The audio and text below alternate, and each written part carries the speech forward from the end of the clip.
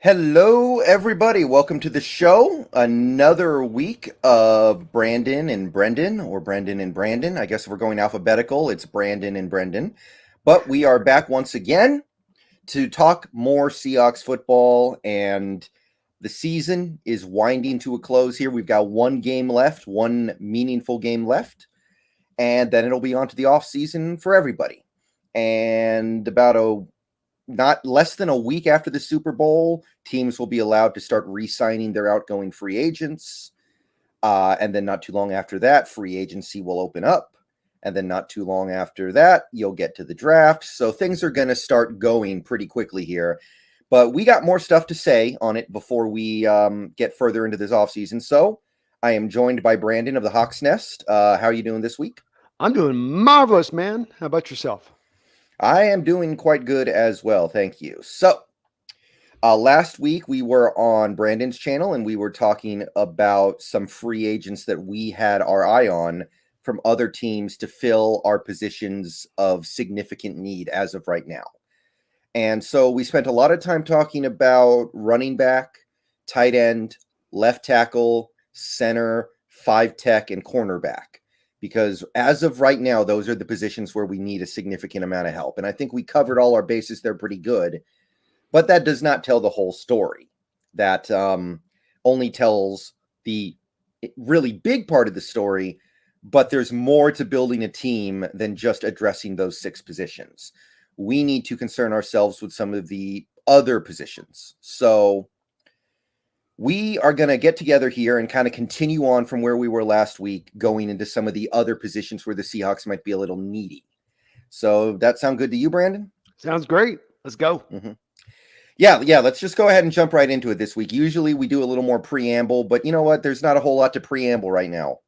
We're still not getting any movement on the defensive coordinator search as far as we know. Things are happening very slowly. So let's just go ahead and jump right in here.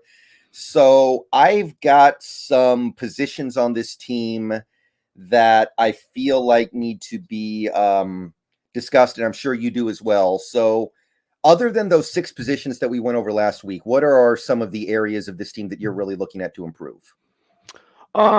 Well, I think obviously we got to look at free safety to a degree because we got a decision to make there sort of first and foremost. I've got people that I would love to believe that Marquise player is going to recover off of his surgery this next off season and be back at it. But he's had 2 major lower leg injuries and he's had injuries in between those injuries. It's not just been those 2. Mm-hmm. So to count on him as your de facto starter, and there very may well be a Quandre Diggs deal that'll come down the pike. Diggs has talked about wanting to get his associated value that he thinks he's earned. What's that mean? What is Seattle really willing to pay at that price? Coming off the injury, older player. They haven't been seemingly willing to open up much negotiations with him previously. It's not like we've heard the negotiations stalled with him. So to me, free safety somewhat sits at the little bit of the head of the line here, where it's one Mm-hmm. you potentially could address in free agency because there's some interesting names in there. And it's also one that you're going to have to address somewhere, if not by free agency. Yeah. Free safety definitely sticks out. I don't know if you saw this or not, but a couple hours ago, DJ Reed tweeted out a emoji of like a piece of paper and a pencil, which some people are taking to mean that there's a verbal agreement between the Seahawks and DJ Reed. But the relevant point here being that if we bring back DJ Reed, I think the odds of Quandre coming back go down pretty significantly because there's only so much money to go around in that secondary. Yeah. I mean, is there any way that this front office can come to the fans and say, we're going to pay the equivalent in salary cap percentage to what we paid at the Legion of Boom, not getting anywhere near those kind of, I'm not asking for Legion of Boom results. We're not getting a top 5 defense with this type of investment at that point into the secondary. Cause you're talking about Reed, Diggs, Adams, all making a ton of money at one time at that point. Right. So, what are some of your favorite solutions at free safety if it's not Quandre, and knowing that Marquise Blair is a big question mark? Anybody stand out to you in particular? Well, we should acknowledge with it, I guess, Brendan, to a degree on this, that it's not somebody that we can go and spend money on, because that's if the team was going to spend money, they would spend, maybe even with Quandre not being as good of a guy, they could go spend money on the open market. The devil they know here understanding what he is as a player, that he's a good fit, they would have just paid him. They're not seemingly going to do that. So we can probably forsake, for instance, Marcus Williams of the Saints, by far the top guy on the board, right? But he's going to command, the Saints aren't going to be able to franchise him, and he's going to command a big deal. So he's probably not a guy that we could really look at as a realistic option for our Seahawks. Some of this for me, when I looked at the free safety market, Brendan, it's almost a little bit of removing more than it's adding. I think that you had mentioned McCourty last week, if I'm not mistaken, a little bit. And frankly, as I go back and look through this list more and more, that looks like a very viable option, because though he's going to ask for a little bit of money, you are then only on a 1-year deal with him. You can kind of then have a hedge there for the Marquise Blair situation. But then you go through the other guys. Tyrann Mathieu, I always call him Mathieu. Matthew is he's not going to be really a fit. He's more of a kind of a hybrid more than he would be like a single high free safety to me. I just call him Honey Badger and leave it at that. I know I keep meaning to do that, but I always go back to Matthew. I don't know why. Marcus May is coming off of a horrendous little Achilles injury this season, and he's again due to be paid some kind of money. Rodney McLeod doesn't really get me interested. The one interesting guy that, as I was looking through this list, that does, of these remaining names that aren't maybe just a guy with some potential who maybe doesn't cost you money, is Anthony Harris. Now, Anthony has definitely, seemingly, as you go through his career recently, seems to have played his best days. And he's, to me, you go, I'm not sure if you're getting anywhere near his A grade anymore. It might be into B- stage of things, but he's only 30 years old here. He has played a lot of football. He's got an ability within the Vikings defense as they played it to do a lot of different things when he was there at his best. I kind of wonder about him as maybe an under the radar option. Yeah, I could get behind that as well. For some reason, Spotrac thinks he's going to get paid a crazy amount, which I don't really buy. I definitely think that could be a pretty reasonable price point. Other than that, there isn't a whole lot else that I'm in love with here looking at the list of available guys.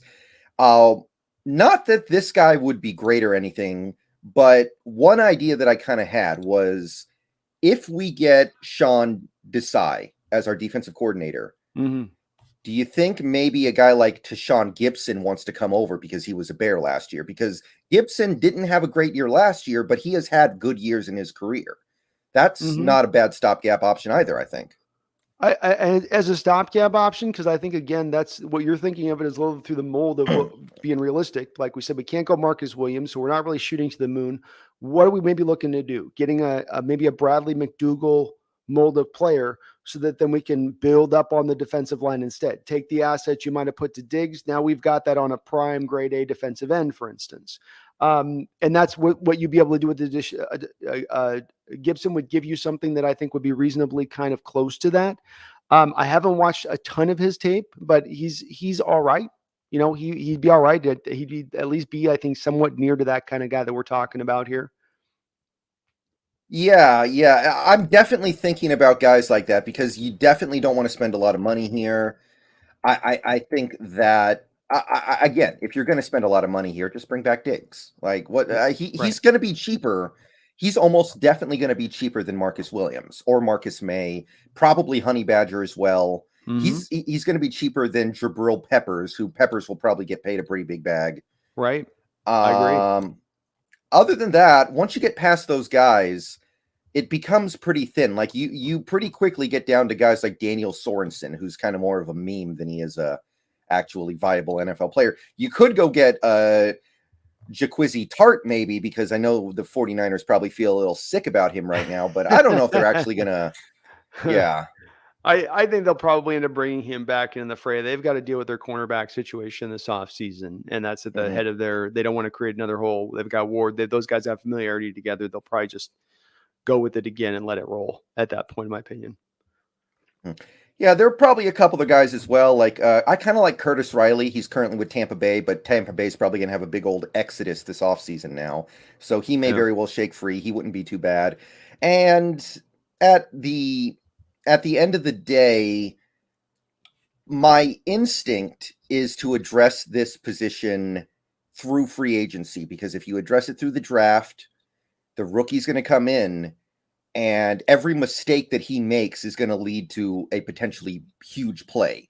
I don't know if I really want somebody learning on the job, you know? Well, to your point on this, Earl Thomas, though he had a good number of picks in the first year he came out the gate, it was rough running through Carroll's defense. I included a little bit of a soundbite in one of my on the field moment videos I did where you have Carroll coming over there and instructing him on the fly in a Charger game of like, no, you got to play that in, not come out. And there was a lot of that talk early on that he was getting close to being benched because of in that first season because of a little bit of that rough play. And that's a guy that's a fringe Hall of Fame player having that kind of situation, a freakish football player who you'd think be able to hit the ground running. Say nothing of Brendan, a second round free safety, which would be as high as you could go, which would be, frankly, that'd probably make us all cry a little bit if we went for the safety again that high with how much draft picks they put that high into it in the last 4 years alone. This is again where I give you kudos because it goes back to logically going up to where you land at Butler on this and you go through the names and May injured. And well, if you're not going to pay this guy and you got to Butler, you go, okay, but it's a 1-year deal. It's not the multi-year deal you'd be giving Diggs. Maybe it's at the same money, maybe it's a little less, but at that point that gives you a year to at least kind of feel through what you have with Marquise Blair at that point, as opposed to just completely bailing on Marquise Blair by signing because that's another thing this kind of does, right, Brendan? You sign a guy to a big deal at the free safety position. You're relegating at that point Marquise Blair to the slot as his only pathway to basically having any starting time. And even a slot only plays so many snaps. Yeah, I don't know if this is the case anymore. I don't think Pete ever really liked Blair that much. I remember that rookie year, I really got the sense that he was not a fan of Blair and was doing everything he could to keep him off the field. Now, that was a while ago. Things probably have changed a little bit, but I remember thinking to myself, Pete, this was not a Pete Carroll pick. This had to be a Schneider pick somehow. It makes sense. Look, the Ravens game, for instance, remember that 2019 game? He started at free safety for us in the Ravens game against Lamar, where Lamar was running over and it was the slippery field. And he was our highest graded defender in that game by Pro Football Focus. He almost had a pick in the end zone on Lamar. It went right into his hands. It was a wet day, just bounced off his hands. But he flashed. He looked good. He was in coverage on Andrews a couple of times in that game and held up. And then you had chances that year before you had Diggs to then continue to give him more chances. This is again to your point. And instead it was Lano Hill. Instead it was Tedrick Thompson. Two guys who never found a way to make a play, even like a broken clock being right twice a day. They weren't even right twice a day. They couldn't be right once a game. They couldn't give you a single play. And how they were playing ahead of him just to me boggles my mind. You have the investment in him, the talent, what he shows on the field. What's going on here, you know? Real quick here, Roy Froelich, welcome to the channel membership group. Appreciate the support. What's up, Roy? Good to have you on board. All right. So, we just got a notey in the chat that said Doug Peterson has been named the head coach at Jacksonville. So, interesting. Okay. Just a fun little side note here before we move along here. Makes sense. He got Wentz a little bit of along as he did, and he got Foles to play as good as he ever played. So they're thinking, he's kind of the quarterback whisperer type or whatever. So they're going, okay, he'll get Lawrence along. They figure, I guess. Okay, so that is free safety. I think we covered that pretty well. So, what would be your next position, not of dire need, but still of need for this team? Well, I think I would look a little bit at outside linebacker. And there's a couple different ways to kind of look at this with it being that you have a kind of a main need it will, obviously, from my standpoint, because I think we're both anticipating something's going to happen with Bobby. If he gets restructured, okay, you have your will at this point, basically, but you certainly could use some coverage help at the will with Jordan. If Jordan's going to be your early down will, great as a run stopper. But then when you flip to your nickel package, especially if you're going to stay in nickel when teams go into 4 wide, then you probably need to get a better coverage linebacker out there to replace Brooks on those type of downs, like you did with KJ Wright a year ago. When you had early downs, you'd have KJ over at the Sam and you'd have Jordan at the will, and then you would flip it on 3rd down and Jordan would go off the field. And then KJ would flip back over to the will, his natural position he's played for most of his career. You've got to address, I think, kind of that a little bit first and foremost here to a degree. There are some interesting answers here, Brendan. I'm going to run a couple of guys that stood out to me on my list, and all of them have different reasons why they're interesting. The guy I'm going to start with, I'm lowest on the list. And this is a guy that this would be the guy that's sort of the name, right? You write him in there and it's like, looks good on paper. And that's Anthony Barr out of Minnesota. He's a top 12 first round pick coming out of UCLA. He was supposed to be one of these new generation of modern linebackers that could do it all.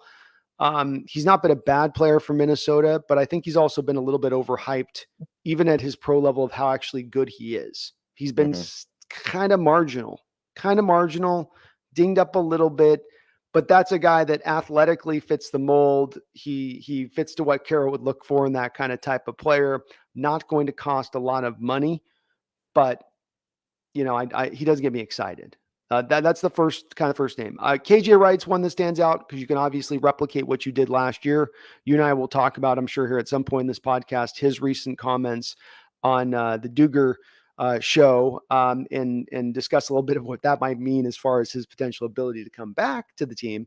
But obviously, just from a makeup of a fit, he accomplishes 2 and 1. He allows you to get your early Sam linebacker finished out because obviously Taylor can do it. Obviously, you still have Mayo on the lap do it. I mean, Sam can be dealt with, but KJ does it better than those two guys. He would do it better than them. And so he gets there on that, and then you can potentially flip him in. I don't think he's going to be as good as prime KJ in coverage, but again, we're talking about we can't put a lot of money into this, right, Brendan? I mean, you can acknowledge that here is that can we spend a lot of money at the will, especially as we're starting to try to drain some money off the front with Bobby? Don't we have to, at this point, treat it a little bit as one of those positions where if we can find some value, little depressed, and maybe we're not spending a lot on it, that's the smarter pathway to go to put the resources into other things because there is a finite amount of resources.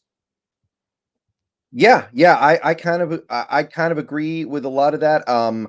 Even not that you would necessarily be able to do this all that well, but even if you keep Wagner, you do need to think about grooming the next Will because it doesn't seem like Barton's that guy. No. If this team thinks Barton is that guy, then they need to commit to it. But if they don't, then they need to invest to replace him. And honestly, Barton's on a cheap deal. He can stick around for a special teams value, I guess. But we need to do a little better there.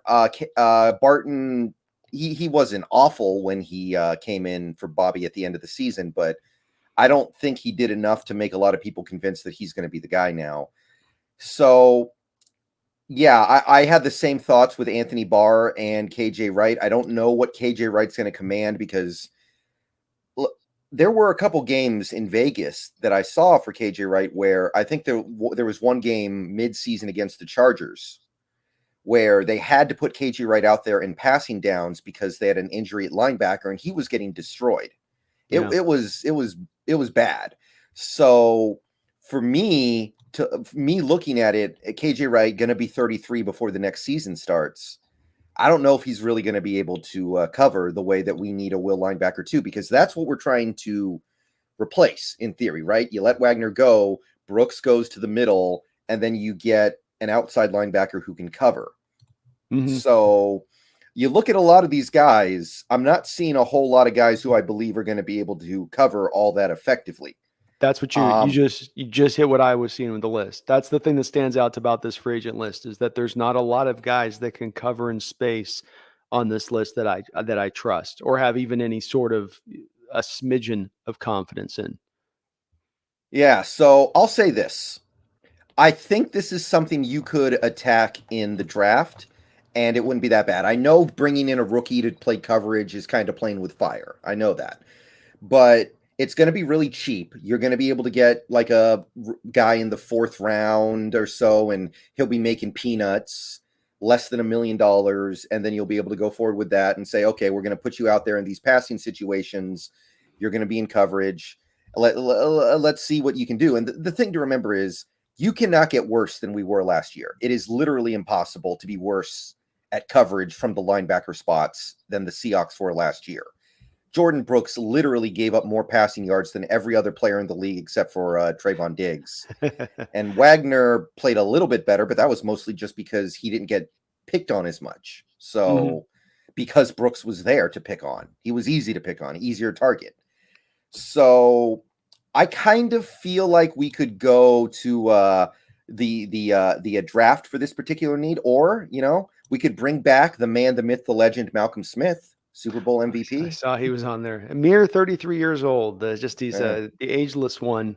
But to give you just a point on that, you just said fourth round, right? As Yeah. far as finding that linebacker. So let me give you the guy that's the equivalent last year that jumped to my mind when you mentioned that. And this was a guy, you watched the tape, big college, wanted no part of the run game, but fantastic in coverage. Drabril Cox of LSU. Mm. Where does he go? Fourth round to the Cowboys. Early fourth round, where we'll be drafting in this fourth round. But that's where you can get that value. You insert him in a specialist role as just that coverage de facto guy. Let him roll in that role, and he can actually be maybe a good coverage linebacker for you instantaneously at that point, as opposed to having to wait on those returns. If it's more of a specialist role you're drafting him to do, because you have your early down run stuffers already in place. Right. And by the way, KJ Wright was also a fourth round pick, and he started most of the games as a rookie. He played in every game, had 12 starts. So it's not unheard of at all.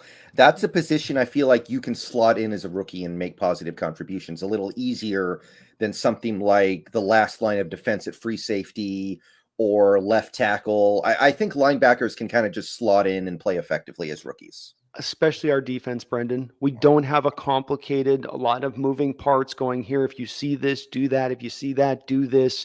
It's here's your job, here's your responsibility. Know it, learn it, go. That's how our defense runs. It's the simple nature, which is supposed to be the benefit of that, Brendan, of running a simple defense, is that these guys don't have to think as much, and that you can get guys in who can instantaneously come in and just play and go. Hit the ground running and go. Don't have to think as much through things. So I think you can go this realm. I don't see the guy in free agency, man. I just don't. You need a will, which is a very specialized 4-3 will, not a outside 3-4 guy. A will off-ball linebacker, as KJ said, who can spot drop and do it. There's not a lot of those guys here. It's thin. Yeah. So I think the bottom line is whatever you do, don't dump a lot of resources into it. Just understand that we're going to have to kind of make do with whatever we can put together here. I mean, you very quickly get to the point where you start looking at KJ Wright and going, maybe, that's how bad it is out there right now. But again, I would like to be able to address that in the draft. I'm with you. It's like, I don't want to come back around to KJ, but you do look that list and you go, is there going to be somebody released? Is it? And then you go again to the thing. We always got to go back to the base of things, right? To the schematic designs, like outside 4-3 linebacker. What is the value of that? How hard is that to find? What is the impact of that on a defense? And then let that drive a little bit of what determines the priority of going out and getting that guy. And I just think it is a priority to have. You want a good one. But again, KJ played 10 years here as a fourth round pick, and he was solid. He was solid, but was KJ amazing? Was he some all pro year? No, he was good. He was solid. He did his job. He held up. I think you can find that again. I think you can replicate that again. Well, let me go to the next one. And Brendan, this one I saved a little bit, but this is actually what I think is the most quietest, biggest need this offseason right now in the roster that no one's talking about, that should be talked about, because the modern NFL dictates we talk about it in this fashion, and that is the slot cornerback position. Good one. Hugo Ahmadi is going to get himself some love here. And Seahawks fans, God love you. Sometimes you'll fall in love with guys where it's rightful. Sometimes you fall in love with guys where it's like, not necessarily. He's okay. Yeah. I don't. This guy's kind of drawn into that department a little bit. He's a willing tackler. He gives his body up. He's in there in coverage, doing everything he can. You can see that competitive vibe that he's got to him that Carroll likes in his cornerbacks. He's got all that to him. Unfortunately, he's just not playing very well out of the slot. And I think slot right now, Brendan, is getting harder to play than it has ever been before in the NFL. These guys, it's in a lot of respects tougher than playing the outside. You put, for instance, Sherman in the slot, and he'd get smoked because it's having those two-way go options. I can't use that sideline like I normally can. And so it's a hard job. But there are guys that do it better than others. And right now, Hugo was not doing it very good throughout the course of the year outside of maybe a couple games here and there. Yeah, he really disappointed me. Yeah. Me too, because I had a lot of hopes for him. I'm sure you did as well. You looked at him coming up and you saw his development, and I think his kid might have a little something to him. He's kind of built for the position, just his athletic attributes and how he moves. It's just not coming together though, in my opinion. And I think this is a place that you can look to upgrade, and even getting league average play out of it, Brendan. versus what you got last year, which was significantly below league average play out of the slot cornerback position, could help this defense tremendously. Yeah, I agree with that. I was looking at that as well. I think there are actually some pretty at least a couple decent options in free agency, including a couple guys that we probably recognize. And we also know that Carroll's pretty good at this whole cornerback thing most of the time. We've had some good nickel corners here over the years. Walter Thurmond, Jeremy Lane was good. Justin Coleman, who is, by the way, very available right now. We've had some good guys, so we should probably go and get another one of those good guys. Yeah. And it could be that we're doing a common theme with this, Brendan, that I'm going to give you a couple names here on this, that we again go to more of a cheaper realm on this, that again, this isn't a spot that you have to necessarily spend money on. You address it though. You don't just go, well, we're good with Hugo. You address it though. You find something else as another alternative to round it out. And what I'm thinking a little bit out the box on this, I'd like to hear where you're coming from with some of your options, because I saw some guys on this list, but I'm seeing the great withering within them as I look at some of these guys in this free agent period. These guys that, you look 3 years back and they were monsters, putting up amazing grades, amazing production, all pros, Pro Bowls, all that. And then they're starting to kind of come down now, Brendan. They're starting to they're starting to drift pretty far back in this other direction where they're not that player anymore. But it's very easy to still get, caught up in that player they were. And the guy that jumps out to me on this is Chris Harris. He'd be a guy you go 32 years old, great slot corner. He was a slot specialist with Denver in a lot of respects. He could play outside and inside. But he's not been the same player he was with Denver. He's not been close to kind of the same player he was. Now, you could bring in Chris Harris right now, and like I was just saying a second ago to you, Brendan, he'd give you probably about league average to below league average, just maybe a tinge below. That still is going to be an upgrade over the top of what Hugo gives you. But I've got more outside the box guys I'm looking at here. Who on your list did you like that you were gravitating towards? Well, first, real quick, I want to address the super chat from Charles Riley. Thank you for the $10. Brendo and Brando. Is there a bigger halftime disappointment than Timberlake not getting the boys back for a halftime show? I'm a straight fella, but I was anticipating like a teenage girl in 1998. I can't even remember what the name of the other people in NSYNC were, so I'm not too worried about it, but I know some people are going to be disappointed. Yeah, Brett, I was probably already pretty old by that point. I had by 98, not super old, but it was like, I was like that. And they all started to run together at that time for me, Charles. All those boy band names, 98, Backstreet, two, whatever the hell. I can't do many of them. They all run together at the end of the day. What's up, Charles, though? Good to see you in the chat. Yeah, good to see you, Charles. Okay, so the guy who I kind of got interested in was, and this guy's not old, would be Desmond King. This guy made, I think, an all-pro team a few years ago. Maybe it was just a Pro Bowl. Got a 90 from PFF, and ever since then he's been quiet. But last year for Houston, he still had 3 interceptions. I think that Desmond King, maybe he could have a little bit of a career revival if you put him in a good situation. And we know that from previous experience that he can play very well as a slot corner. I believe he played slot before. So that was my first guy. And maybe, and I know that people in chat are already sounding off about how this guy is trash, but what about a guy like a Kevin King? We've already seen Pete Carroll kind of save the career of one former Husky cornerback. Maybe we can get something going there as well. So those would be 2 guys that kind of stood out to me. There are definitely some other guys here as well, but what would your thoughts be on those guys in particular? I had Kevin King on my list, so we're on the same like mind with that. He's he's been, I'm sure Packer fans would be laughing right now for us merely talking about him, but the guy's coming off of his best year of his career last year, kind of similar a little bit to kind of similar a little bit in my opinion to Sidney Jones, though he didn't have the major injury coming out of college, a little bit of a slow development cycle here as he's come along.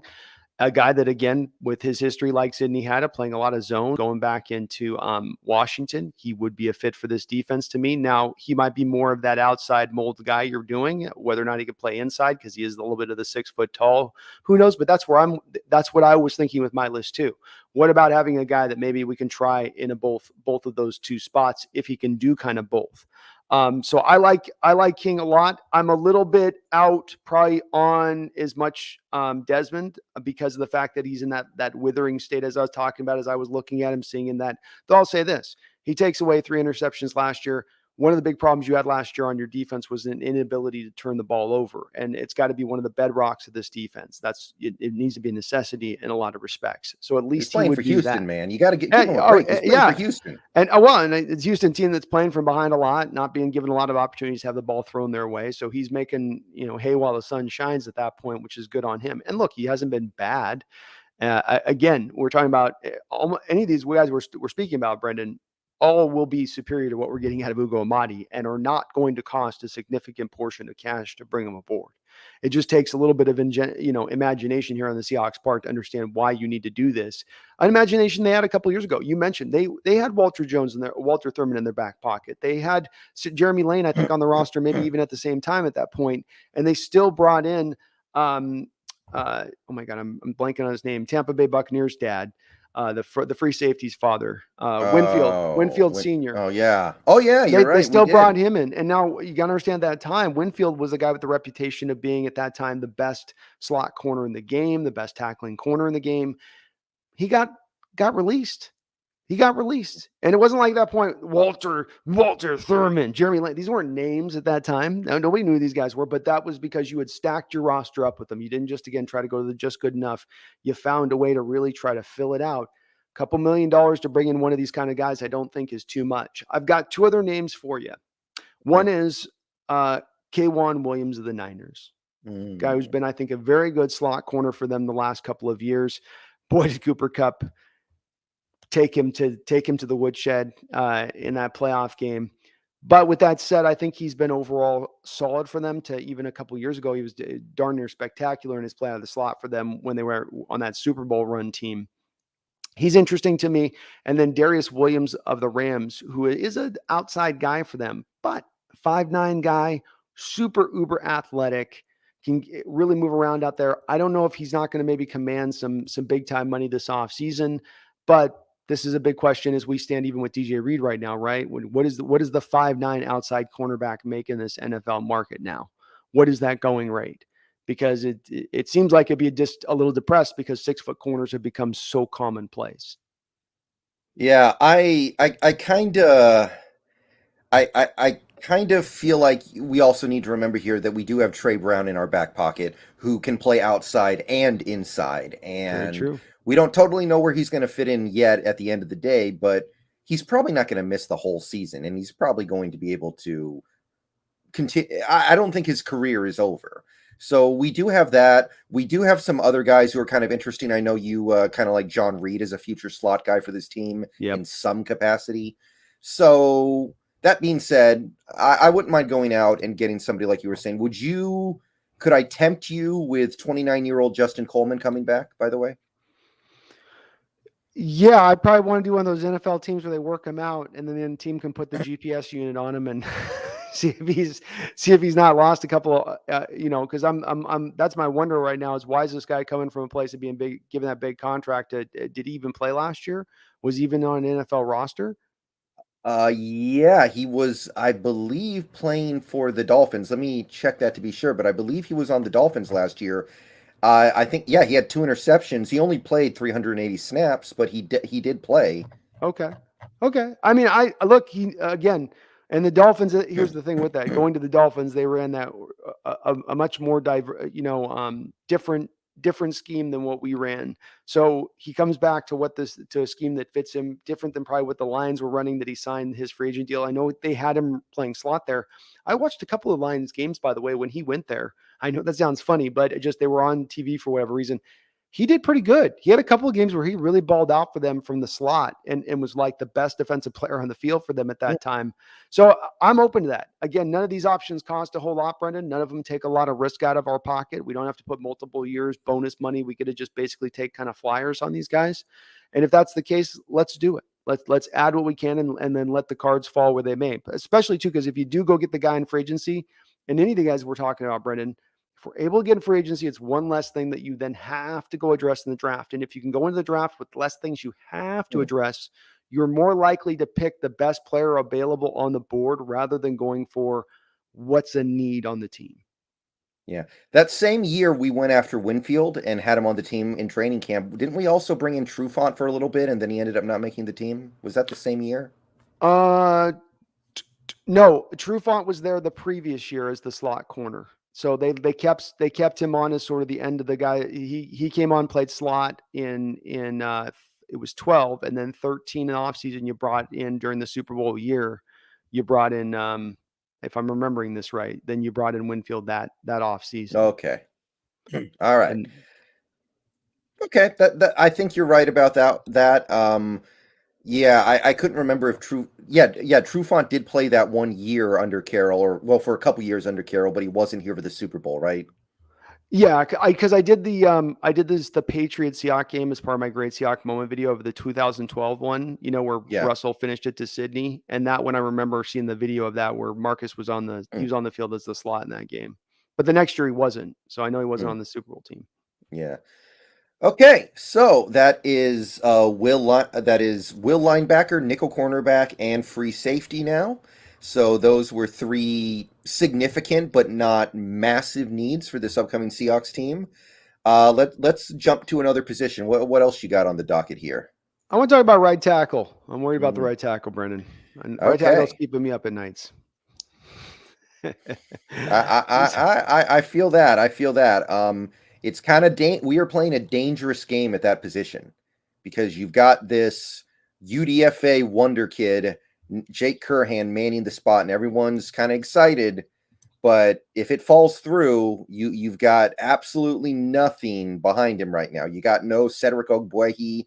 You don't even have Jamarco Jones. Just nothing. And even those guys, you weren't terribly confident in putting him out on the football field. I love what Curhan gave to us this year. Surprising, shocking. I don't think I've been as caught off guard by an undrafted prospect since going back to maybe like a Doug Baldwin, where you're like, no, yeah, because even a guy like Poona Ford, I expected Poona to be decent. He was a guy that people were telling you in scouting land that this guy's not going to get drafted because he's 6 foot tall and 300 pounds, but he's going to be one of those 10-year players in the sport. You watch. No one saw that with Doug. This is the same thing here with Curhan, where I didn't see it in watching the tape on him as a guy that was athletically going to be able to hold up, but indeed he does hold up. He's got just that. He's a shower, not a grower, but he's good, but we got to go harder. The thing that is, as we've run through these lists a couple times, and this stands out to me again, I don't know why the free agent lists are so thin this year, Brendan, because we're coming off a year where the cap was depressed. And I would have thought that this list would be wider in those teams that are still having to kind of feel some of the pain of feeling the cap go down for the first time in 2 odd decades, if ever. But that's not the case. And this list is indeed another one of those short, kind of painful, sort of some cringy spots to look at as far as options go here at the right tackle position. One reason why Brendan and I have arrived at time and time again at saying, boy, early second round, right tackle. I'm just saying, not the worst spot, not the worst time, not the worst value in the draft to grab there for the guy you're going to be able to get. Because when we go down this list, here's what we got. Tren Brown's obviously the best. He's the guy that he's been in New England and he's been awesome. He's been at Oakland and not so awesome. Gone back to New England, been pretty awesome again. But he's huge. He's monstrously huge. He's getting a little older. Is he going to have the mobility that Waldron's going to look for in his scheme? To Brendan, to me, this one was almost an instantaneous no when I went to look at those answers to that. How about yourself on that one? Because he's by far and away the one that he's the outlier on this list.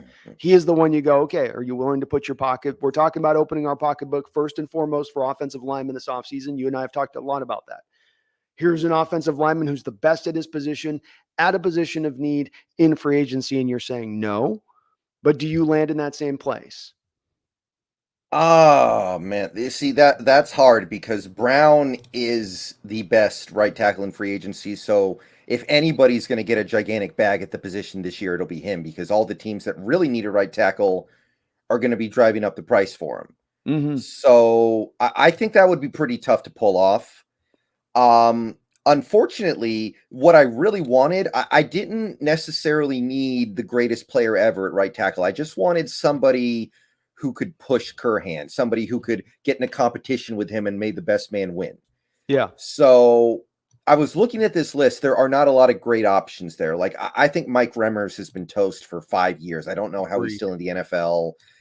Morgan Moses would be great, but I don't know if he's a fit either. But then again, yeah, right tackles are more of a road grader anyway, so it's not the worst thing in the world. I think Morgan Moses is a passable idea, but pretty quickly you start circling around the Jermaine Ifedi wagon. Could you imagine if we brought Jermaine Ifedi back to Seattle? Could you imagine? I will lose my stuff if they brought him back to play right tackle. I would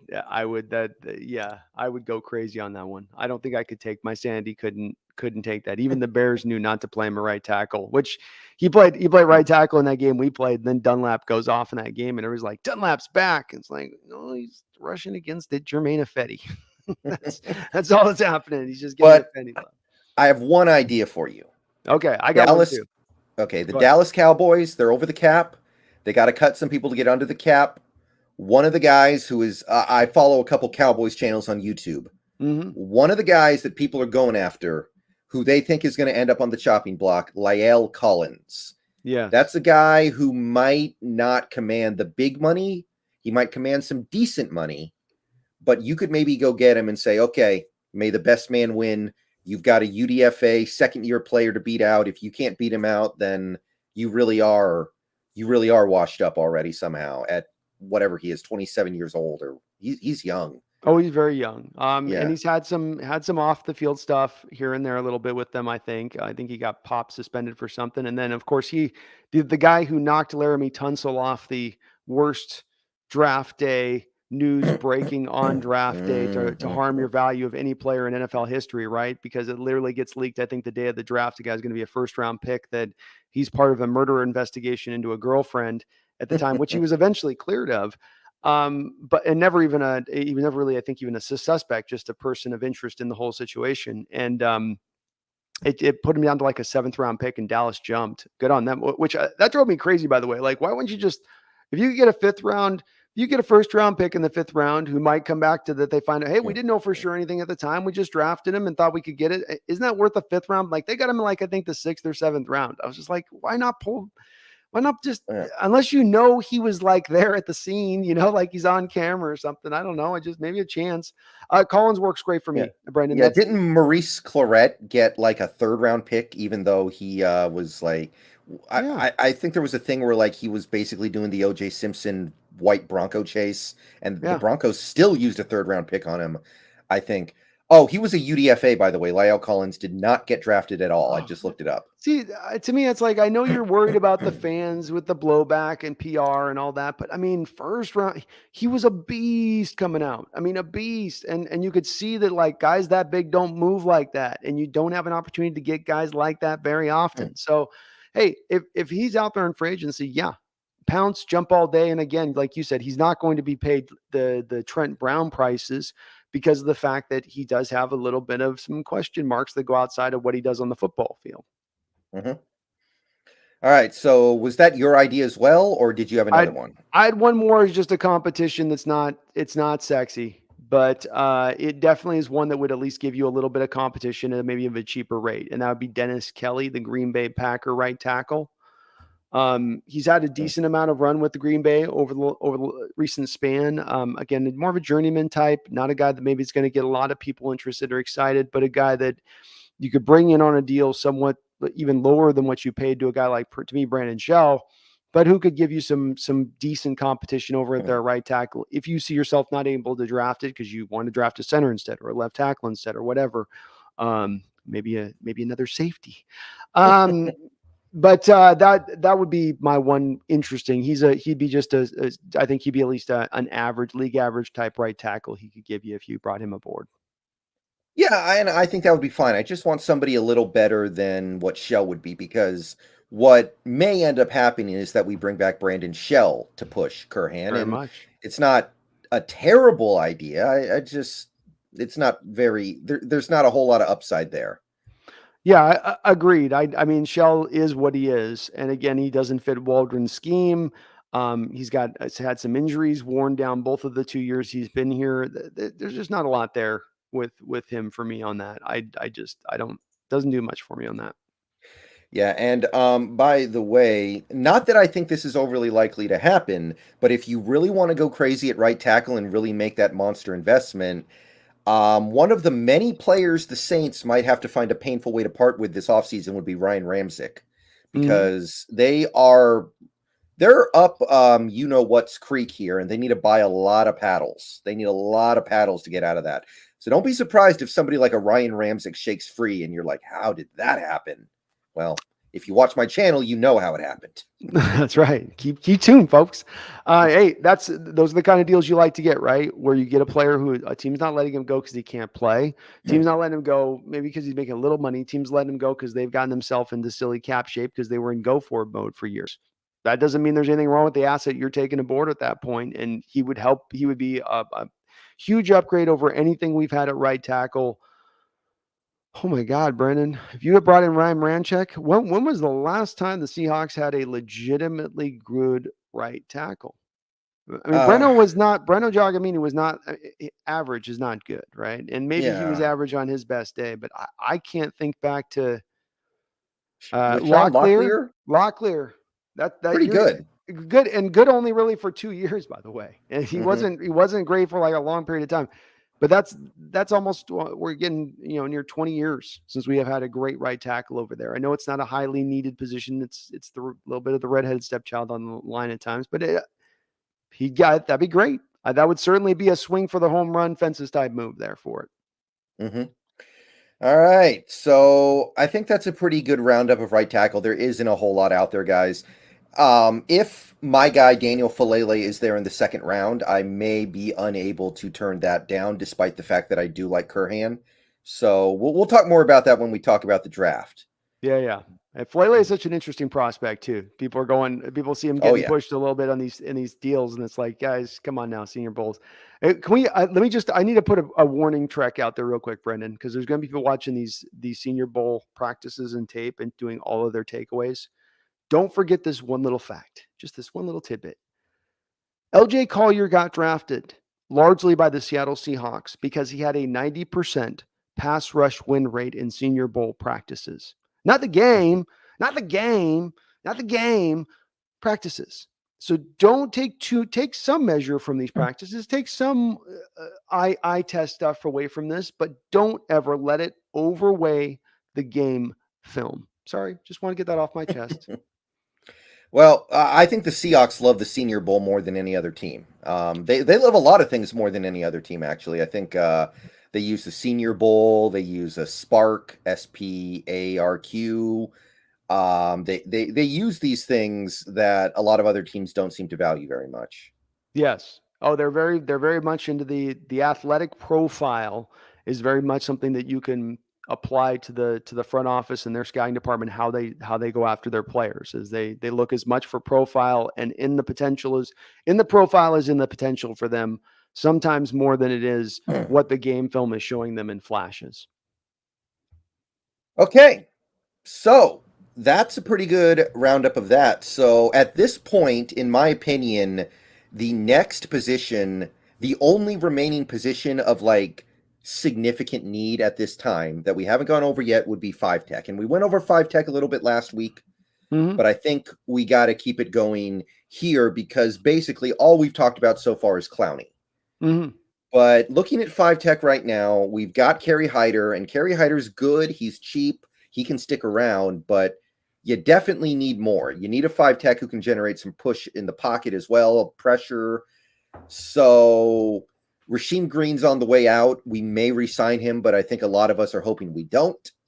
So if it's not Rasheem Green, And obviously we can talk about Clowney for a little bit, but is there anyone else on your mind?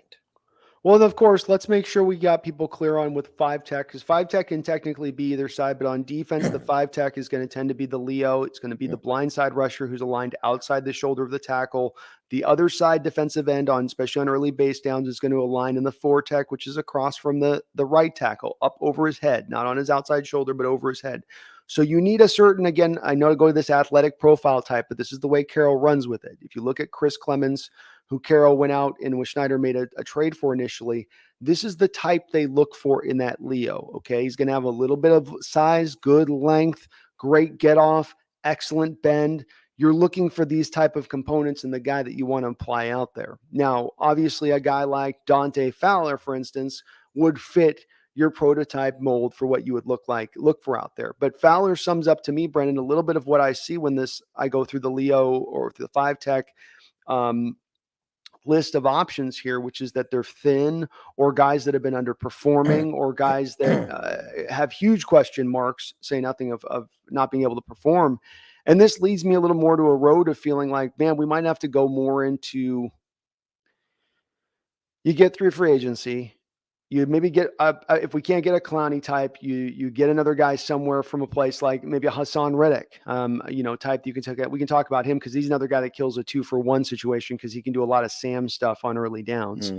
Yeah. But this would be one that would look like you get through free agency, you get through the draft, you get to training camp. And I don't like saying this, but that's where you would then go look to make a trade for a pass rusher. Future draft capital then gets moved to bring that pass rusher in at that point. Because if you can't, it's just not a free agent class. That's, to me, Brendan, I'd love to hear your thoughts. It's not as deep to me as it's been in recent years, this pass rush draft class, especially for that specialized Leo role we're really looking for. Not the big Calais Campbell, 4-tech that'll get over there and hold the edge, hold the line. But I mean, I'm talking the twitchy, edgy guy that's going to come off and give you that production out there. You have it in Taylor, but you need more. Well, I don't know how I feel about the Leo spot. I don't. It really, to me, really just depends on if Dunlap can have one more good year, because there's a lot of debate right now over what Dunlap is right now. Is he what happened at last season? Did he have turf toe? Was he playing crappy competition at the end of the season that allowed him to go off? What is going on there? Mm-hmm. So I think that you also have Alton Robinson, who I don't know what Alton's going to be. He might just end up being a nobody, a journeyman, a jag. But I kind of like Alton Robinson too. I don't mind our Leo position that much at all. It's really the 5-tech thing that I'm thinking about. So I do have one name here. Okay. And this is somebody who we could have talked about last week too, because he's kind of a 5-tech and a 3-tech. It's Akeem Hicks, especially if you get Desai from Chicago, because Hicks was coached under Desai last year. So that's a guy who might be pretty interesting as a 5-tech and /3-tech in 2022. Yeah, I think he could definitely do some 3-tech. I don't know if I would trust him on the outside at because he's almost going to be 33 this year. I don't know if he's going to have enough from that edge, and he's been playing in, I think, more of a 3-4 defense throughout his kind of time, which a 3-4 end versus a 4-3 end is just sometimes a different, what you're kind of having him do. I don't know if he'd do enough. I'm okay with looking at him as maybe a 3-tech guy. I think maybe he give you that again, though I've got some reservations with him because he's a little of that in that withering mode to me of your stings, the diminishing returns. He's not exactly a scheme fit. But again, if you bring Desai in, a guy who knows how to use him right, knows how to put him in the right position to succeed, that'd be my caveat to say, yeah, sure. If Desai comes in, you want to have him bring in guys, he knows what he's getting out of them. He's not having to guess on, I think this guy can do that. I'll try to form this guy into my thing here. You're going to need to give him a few of those guys. But absent that, or absent even if you were to look to do more 3-4 stuff, Brendan, there's people that are advocating the offseason to go a little more. You want to do more bare fronts, right? Do more of that type of stuff. Akeem makes a ton of sense at that point. Right. So other than that, focusing again on the 5-tech thing, let's go back to picking the body clean in Dallas, because we already went there once with the Lyell Collins stuff. Let's go back to the carcass and see what else we can pick off here, because another guy who might be going this offseason from the Cowboys, Demarcus Lawrence. Mhm. And he's a guy who is known for being extremely good against the run. He's had some really good years rushing the passer, although lately he's dropped off a little bit there. But if he shakes free, which looking at the money, it makes sense that he would shake free. What about him as like a potential 5-tech solution? I mean, he would fit. I think he would be able to do what you need to do over there. The cost is really what's the cost going to be for him, right? He's coming off that 20 million. Okay, well, what's he expecting? 10 million a year? And I don't know if I want to pay him. I don't know if right now I want to pay him 10 million a year. It's weird. I put him a little bit in the same category. The guys both got paid at the same time. Frank Clark and him to me are kind of in that similar realm, right? Where you go, what? I mean, they have value. They're not useful players. But where is that where I want to pay versus what they're really going to command on the open market? And I think and my tendency to believe on this, Brendan, I don't know if you agree on this, is the market's going to drive up these guys somewhere or another, both between Frank and him, even though it probably shouldn't. They should be more in that 7 to 8 million range kind of place. Yeah, I guess the counterpoint would be, I mean, Demarcus Lawrence is going to be making a lot of money from the Cowboys next year, even if he's not playing for them. Would he then be motivated to go somewhere where he feels like he can actually win? Would he rather go somewhere where he feels like he could put his skills on display a little better, where opposed to just getting the bag? Because he already got the bag. He made a ton of money off that Cowboys contract. Yeah, he did. He's at the market there. I mean, he was what got Frank Clark paid. Was that deal basically set in the market? His deal basically priced Frank out of Seattle. That's what pushed it out. Mm-hmm. So agreed. Yeah. A couple in the chat are saying Emmanuel Ogbah. Do you think Ogbah could play 5-tech in this defense? I know he's like 275 pounds, so that's kind of on the line for me in terms of pure weight. Remember what they like to tend to do with their Leo too. If we're talking about the 4-tech, which is the Dunlap type role, Dunlap does the Leo too for us. They flip a lot. I think they do a little bit of that, Brendan, though, because of Darrell Taylor's love of playing to the left side. Taylor's more of Taylor would be ideally what you'd think is Darrell Taylor would be your Leo, and then Dunlap would be your 4-tech on the other side. And instead they've done a lot of flipping around with those type of things. So they just seem to move guys defensive end wherever they want to move them. Ogbah would be able to do the 4-tech stuff and hold up there, but he's been, again, another guy in a 3-4 defense with Miami. It's attacking defense, more blitz heavy. Yeah, he's been good, a good young player. He's when we played him, to me, I don't know about you, but he popped off the tape to me when we were playing him. Not just because of his weird last name on his back of his jersey, but because he's just a big, well-built guy moving around pretty nice out there. He looks like, that sounded bad. But he looks like he can really, still has a little bit of potential he's tapping into, I guess. And I still just don't know if I want to retrofit that guy, though, into a 4-3 off of a 3-4 when I know I have to pay him as well. Ogbah's going to make some money. Didn't he have like 7 or 8 sacks last year or something like that? Nine. So he had 9 sacks last year. So to me, a 3-4 defense like New England, for instance, I'll move him. I get Ogbah. They've been watching him twice a year for a couple of years. They're going to make that little bit of the overpayment first, what we would really be willing to throw down on a guy like that. Yeah, you are probably right about that, but I was just throwing the idea out there. He's a good name. He's a great name, though. I mean, like, the guy can play. Yeah, definitely. I'm not sure if he fits that role either, personally, because I'll say it again. I know we disagree a little bit here, but I think our Leo position is as good as it's going to get. I don't think you can. I don't see a whole lot of room to improve there, because you've got the young guy, you've got the veteran, you've got the interesting prospect. To me, Leo is what it is, especially if you bring back Mayo, which is still possible, because very possible. Mayo, his best role is probably as a Leo. It's not that we disagree. I just don't like it. I just hate the reality of it. But that's why I also was saying, I think I almost foresee this being something that you end up having to, because of the scarcity of what we're dealing with in the market, you're going to have to deal with it over on the, maybe in a training camp deal, you had a Yannick Ngakoue a couple years ago, right? Where it's like, the guy doesn't play maybe the run, but he's a great pass rusher, and he'd be a perfect fit as a Leo here if you could fit him in as that guy. That's maybe the deal that ends up being the one that's where you solve it if there is a solution. But we may have to just ride a little bit with what we got here, Brendan, too. I can admit that. Yeah. We might even have to ride with Rasheem Green being brought back, which for the right price, I guess I'm okay with it, but it's certainly not fun. What's the right price? Veteran minimum. Okay, we're good there. Yeah. Okay. I think somebody's gonna give him though a Kerry Hyder deal of last year minimum. You are probably correct on that, but it would not shock me if it came to that. So, okay. Now, I think we've basically done a pretty good job addressing all of our needs of significance going into this offseason, the different ways we could address them in free agency, either with our outgoing players or other teams' players. But let's spend a little more time on this, talking about some of the low priority needs that nevertheless need at least a little bit of attention. So let's start with, this is kind of a fun one here, backup quarterback, because I give Geno a pretty low chance of coming back at this point. He didn't do himself any favors. Yes.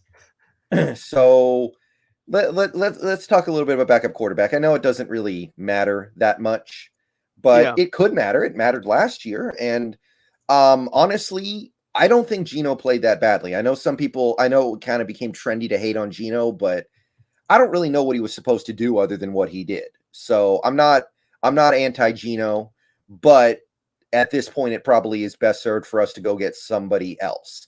Now, the question is, do you want to get another Geno, another veteran minimum player who can just basically throw a football in the general direction of a receiver and play for 1.2 million basically? Or do you want to make an investment there and have an expensive backup? Or do you want to get somebody young with actual future starting potential? So what are you thinking? You just mentioned that this is the key to it. Beyond the name, beyond who you might like as the guy to be here, is that question. And the most important part that goes in conjunction with that question is you have a quarterback making top 3, top 4 money in the sport. So if you are going to go out there and then spend money on a quarterback, and we're talking a $5 million deal on a 1-year deal or something for a quality backup quarterback, because that's the going rate, you're now going to be paying the most money to the quarterback position in the entire NFL. You've struggled to build the roster appropriately doing that previously. Do we really believe that's a smart mode to go with? You can talk me into it. Well, Russell's been beat up a lot. Russell's getting older. Russell's been going to get hurt more again because we're still not going to address the line. You can talk me into it. You can talk, but to me, that's the question every fan who's got a certain opinion on this has probably got to ask themselves of, well, am I willing to make that price and pay that? Am I willing to put $50 million of a $208 million cap to the quarterback, or 40, whatever it would be, $45 million of a $208 million to just the quarterback position? Now I wouldn't, Brendan. I think that you've got to just sort of make your peace with this when you pay the quarterback, the number one quarterback, this kind of money. You just got to go, I can't spend any more money on it. I'm going top of the line as it is. I'm going past where I'm really comfortable being. But if you're talking about a quality one and you want to look at a guys on this list that stand out that would be in that $5 million territory, that to me would be interesting. The guy that stands out above all else, I think, of any of the guys to me, is Marcus Mariota. He's a guy that he comes off the bench. He gives you a spark. He can give you mobility, which is to me one of the number one things I would look for in a backup quarterback, a guy that could run a rudimentary style offense with a lot of read option stuff and one read look stuff where he's not asked to do what the starter's asked to do, as opposed to finding the guy who's going to try to do all of what the starter's doing. But that's going to be a guy probably in that $4 to $5 million territory. If somebody isn't out there end up getting up into favor with Marcus and feeling like they want to bring him in to be a starter again, for number one overall pick, not 4 or 5 years ago, something like that. Now, wasn't he the second? He was behind Winston, right? Yes, he was number 2. I'm sorry, number 2 overall pick. My bad. Same idea. Yeah, same idea. It's almost there. So he's the one that's more. Teddy Bridgewater doesn't do much for me. Real frail, and I don't trust him. Mitch Trubisky's a guy some people like a lot. I hate him. I absolutely hate Mitchell Trubisky. Watch Mitchell Trubisky throw the football, folks, and just watch this one little thing, because once I tell you about it, you're not going to be able to not see it. He never steps up to throw the ball. He always is falling away off of his back foot. Watch the tape. You will see it on at least 90 to 95% of his throws. And to me, that just shows me of a guy that's like scared of the pass rush coming into his face. I don't think he does it because that's just how he throws the football. I think it's a guy that plays a little kind of skittishly, the quarterback position to me. On top of, he just doesn't, there's not a lot he brings beyond that. But those are the only guys really that get me. Tyrod Taylor's another one. If you want to bring in the $5 million guy, Tyrod, he's solid. He can get it done. He knows how to run an offense. He's got that mobility style attribute to him. But that'd be it for me. How about you? Well, I'm not really into the idea of spending more than the minimum on a backup quarterback still, unless you're in that situation where, like the Cowboys a couple years ago, where they gave $10 million to Andy Dalton to back up Dak Prescott. Like, if you want to get a backup quarterback who's actually going to be better than just a guy, then I think you need to go a little further with it than just say, well, let's spend like 3 or 4 million on it. I think you need to go a little further. How much do you think Mariota would need to come to Seattle? Do you think you could get him on like vet min or vet min plus, or is he going to need more? No. I'm not completely. I mean, I don't think any team's going to give Mariota a chance as a number one quarterback. But look, I mean, if Houston, let's walk through lights. The Houston Texans trade Deshaun Watson, right? There's no clear pathway for them, their quarterback in this next draft.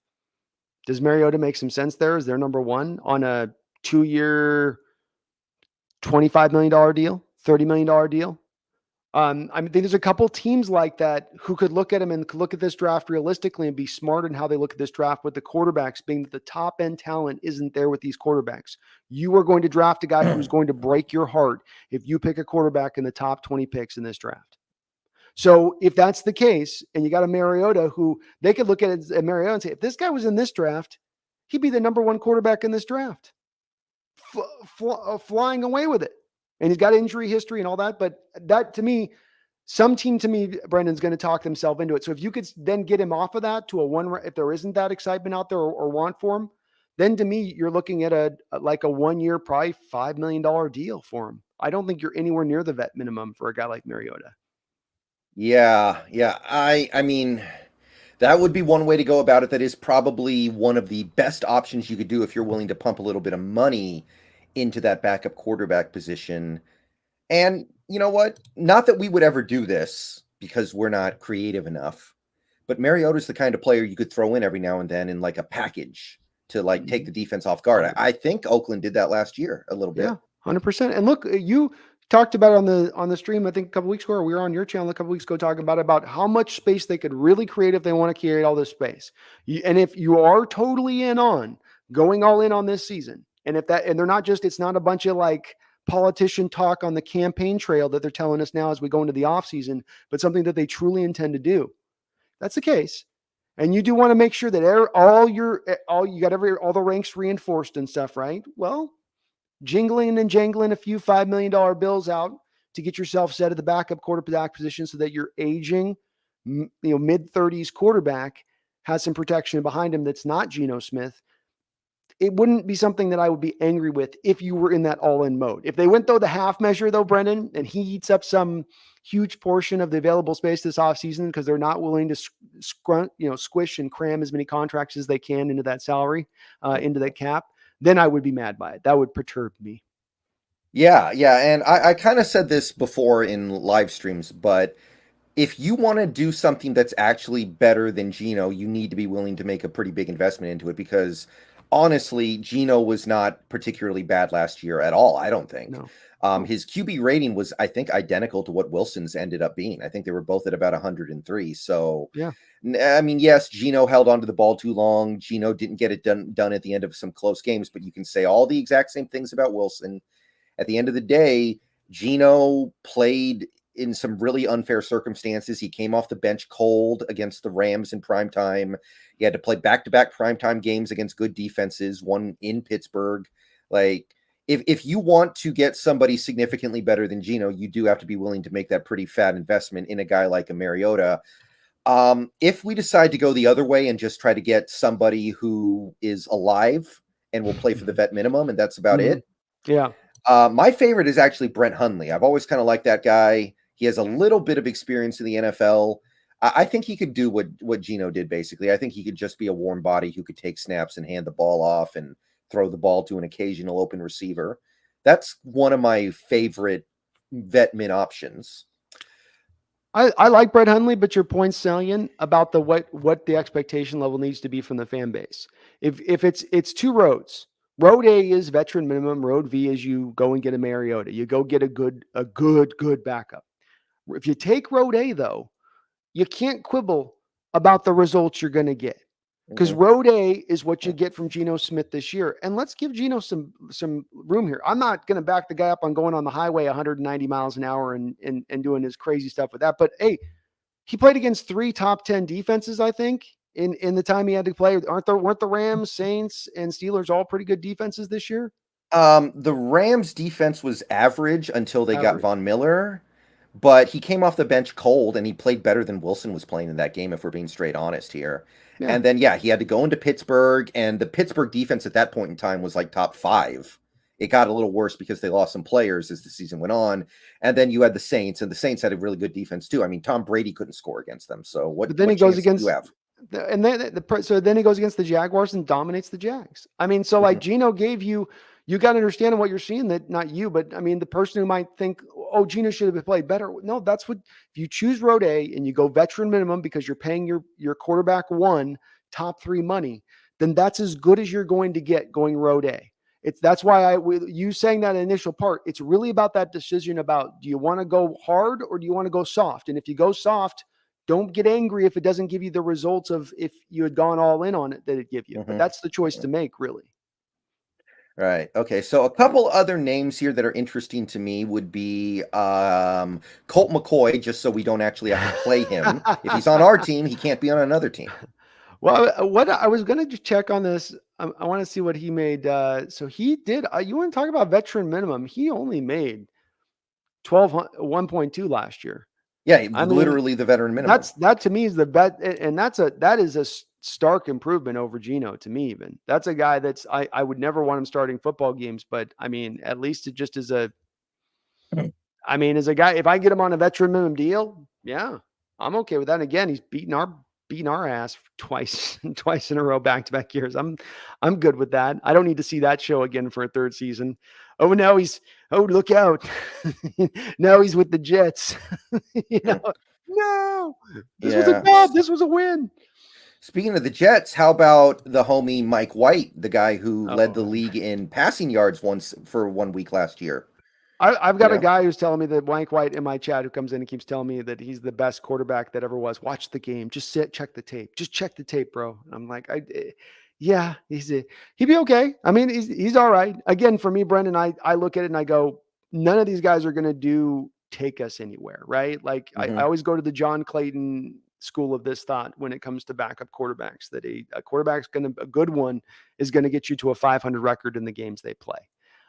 That's really your high end. And it's at that point, when you're looking at that, there's not a lot to say, well, what if this guy's a little bit better? This is what he's going to get you about in your best case scenario. Yeah. The trick is not the backup quarterback. The trick is your offensive system. Backup quarterbacks win all the time with Andy Reid, because Andy Reid's system makes players, especially quarterbacks, look better than they are. Yeah, that's how you get Matt Moore going in there for Mahomes, and the Chiefs continue to produce. That's how you get AJ Feely getting traded for a 2nd-round pick because Reid made him look good.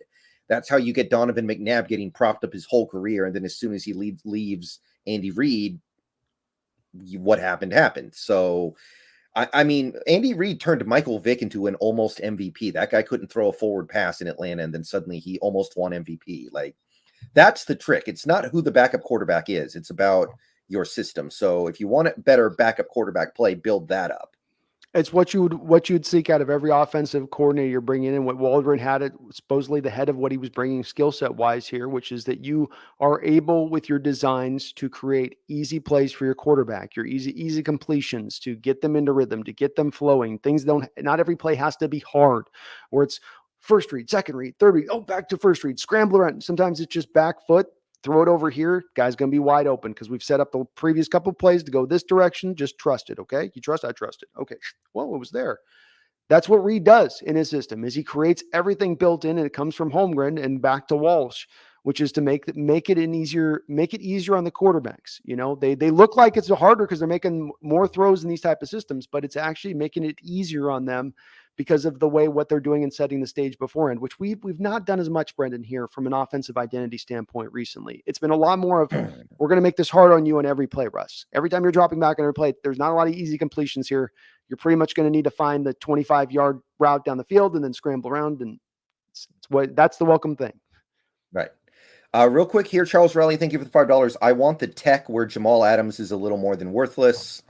We've been over this, guys. We've been over this. Okay. And also from Charles Riley, wait, we want Mariota. I'll take Mitch 30x over the Hawaiian guy.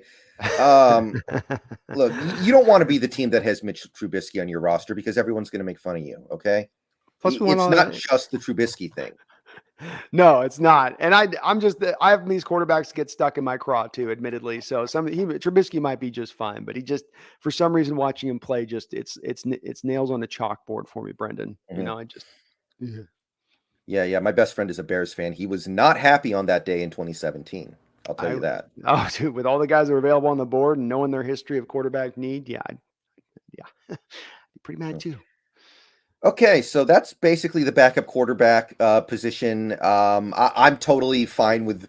Honestly, I'm pretty much fine with any direction they want to go. They could try to get like somebody in the 6th round. They could get a veteran minimum handoff machine, or they could spend a little more money and bring in Mariota. I think that would all be fine. And at this point, we're more onto the areas of just kind of like adding a little bit of reinforcement. And I'll open it up to you. We haven't really talked that much about guard because, guard position's okay here, but we could use some depth. We could talk a little bit about wide receiver. We could talk a little bit about, I guess, kicker, because we might cut Myers. And in that case, then, kicker would actually be kind of a big thing. You could talk about maybe a backup safety, but I don't know. Where are you thinking here? What's your interest? Well, I think you gotta laser into a degree this offseason on where you're attacking because there's stuff that we have to attack that we don't have an option on. Guard's a little bit of an option right now. Center's not. Left tackle's not. I don't think even right tackle is. And it's like, well, there's 3/5 of your offensive line. Your running back position, you're needing two bodies, maybe even 3 on that. I don't think 3, maybe at least 2. I think wide receiver, my instinct on this is that considering all the things that they got to deal with, that they're going to end up standing pat over there for the most part. I just don't see them making any kind of move. They're going to trust on Eskridge getting back healthy another year. And if something goes wrong with Eskridge, then they'll make a trade. But I think that they're going to address more of those needs. We'll see what happens with that DJ Reed situation. I do think though that they've got to go hard at this left tackle and center position as far as the assets they're going to put into it, whether it's Teron Armstead or making a trade for somebody else, or whether it's Ryan Jensen or Travis Kelce or whoever it is that's making the investments into it. Put the cap resources into that, and to do that, that means it's going to drain away from other places. And I think the theme of what we talked about in some of these secondary positions that we've gone lighter in, right? You and I have talked about not spending as much on corner. Slot we can keep a little bit back, maybe free safety you can save a little bit. That's because you can now take the money and put them into these other places. I think with kicker, when you talk about that, that's one of those things, again, I think that there's lessons this regime should learn over this time frame. Maybe there are only lessons that are related to them. And one of those lessons to me should be, don't put money in kicker. You're not getting the returns from it. You didn't. I know people love house money, baby, house money. House guy was fine. Hauschka was not a great kicker, and really you're kind of overpaid for what you're getting from him, frankly. If you look at his production, if you look at how he kicked, and you looked at what you're paying for him versus what you're paying other kickers at the time in the league, kind of overpaying him. Jason Myers has been a gross overpay for kickers. $4 million a year for a kicker for 1 good season and 3. This is where Brendan, to me, right. You gotta learn your lessons. This offseason, my mantra is learn your lessons. And you don't learn your lessons if you go back into this market and you put money back into the kicker position, especially with other needs on this football team that you've not appropriately addressed in recent times. And that's really what they've got to do. You know what I mean? But I don't see anything, and there's not been really any other position in free agency that jumps out to me. The tight end one is a little interesting. I think, Brendan, we talked a bit about that because there's some good names out there. Most of these free agent lists we're looking at are pretty paltry, slim pickings. Older players, guys whose best days have been had. That's one where there's more of an upside to it. And if you're going to go and maybe find some of these guys and get the guys that are great value at certain positions like left tackle and center, but then you can find the depressed value of guys, find the guys with the upside with that who, you're paying a little bit, not top of the market. Yeah. We talked about tight end a bunch last week, by the way, if any of you guys want to hear our full thoughts on tight ends. Go watch the recording of the stream that we did on the Hawks Nest channel, Brandon's channel last week. It's a buyer's market for tight ends this offseason for sure. There are a ton of guys who are good, and every type of tight end you can imagine. You've got young guys, middle-aged guys, old guys. There's definitely somebody out there who will fit what you're looking for in a tight end somewhere on this list. You just have to go out and get them. And honestly, there are so many tight ends, it's almost impossible for this Seahawks team to not come out of this free agency period with a good one, maybe two good ones, if they decide they want to go that route. And somebody's going to fall through the cracks and sign for way less than you expected. Oh, absolutely. And that's what gets me excited. That's where I target that tight end class. I think you'd agree. It's the deepest of this free agent class, probably of any position out there. And then you can probably, all those guys, when they have this many guys available on the market like this, and it's actually looking at some of the tight ends in the draft, it's not bad for tight ends in the draft. It's not amazing, but they're okay. So that, you got to look at those two things right together, because if there's a good draft for tight ends, that's going to affect the value in free agency of what the price of what they're going to get. I think there'll be some guys get paid, but there'll be a couple of those guys like a David Njoku where people are like, he's first round bust. He didn't, but that talent's still there. That ability is still there. The physical makeup there is still there. The ability to go up and get the ball and the catch radius that he has, all that stuff is there to be had if you can grab it. And not an old player, a guy that came into the league young, remembering on some of these guys that come in the league at 20, 21 years old, and then they get out of that rookie deal. They've maybe been immature. Yeah, maybe they haven't been on point. Maybe they haven't worked as hard. Maybe they haven't been in practice every day. But we all grow at a different rate. We all mature at a different rate. And there's nothing that precludes them at that point, again, to 25, 26, and the light bulb going on and saying, I'm ready to roll. I'm ready to lock in. I only have so much more time left in this sport to make some money. And that's the spot. That's the spot that does, to me, get me interested, because that's the place that you could come away with a guy who really, OJ Howard, for instance, for Alabama first round pick, do it all tight end, was supposed to be kind of the one of the new end all be all guys on the scene. Not quite been able to get there with Tampa Bay, but that talent's still there. It's only a couple years removed from being that first round pick. It's not 7 years ago. It's 3 years ago. 4 years ago. Yeah, and also one thing I should say about this whole free agency thing, there are going to be a lot of guys who get cut that we don't know about yet, that we can't know about yet. They're going to end up out there available for anybody to sign. Okay, like we've already been over the Saints thing. They have to cut some. They have to let some of these guys go. There's just no way around it. The Packers are in the same spot. You're probably going to see both of the Smith brothers out of there.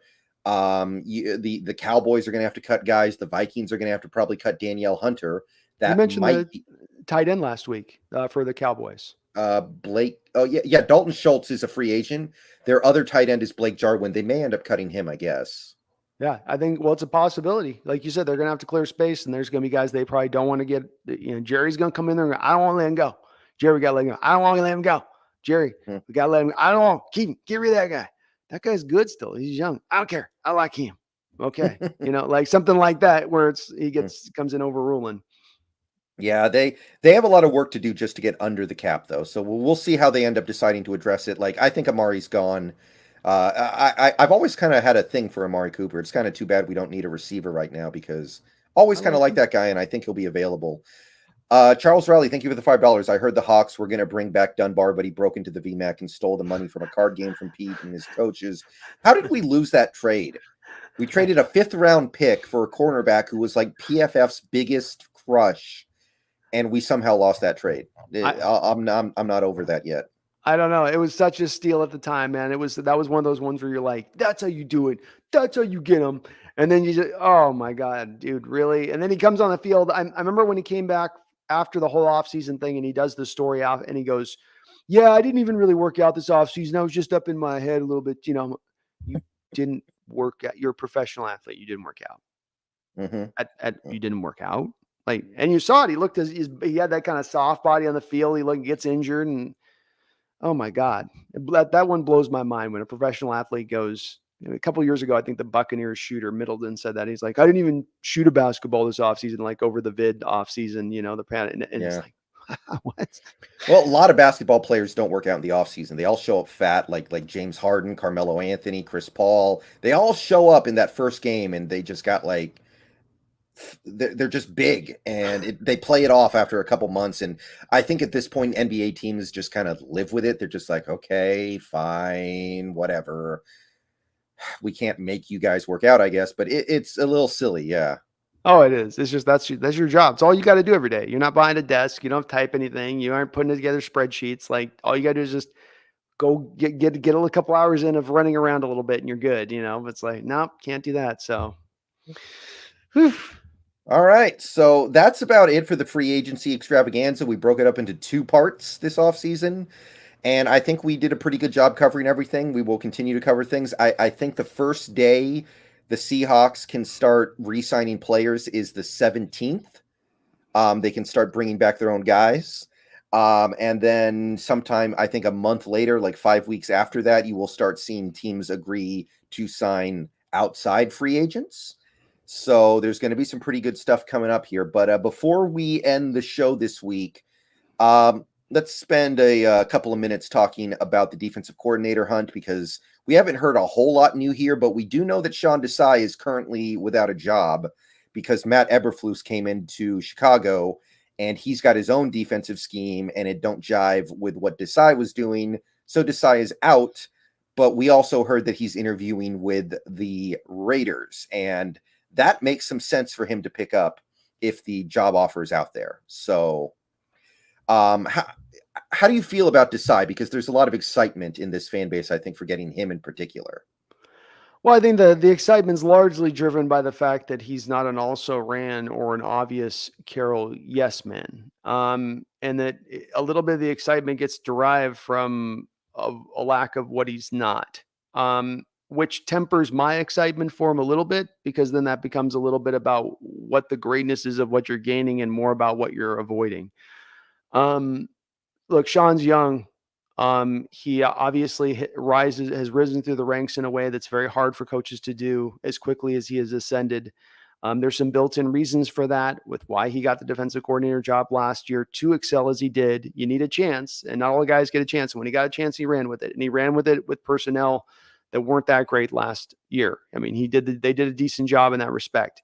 To be honest with you, Brendan, not any of the coaching options that have been mentioned have really gotten me all that super excited. I'm marginally excited by Sean or by Desai, marginally.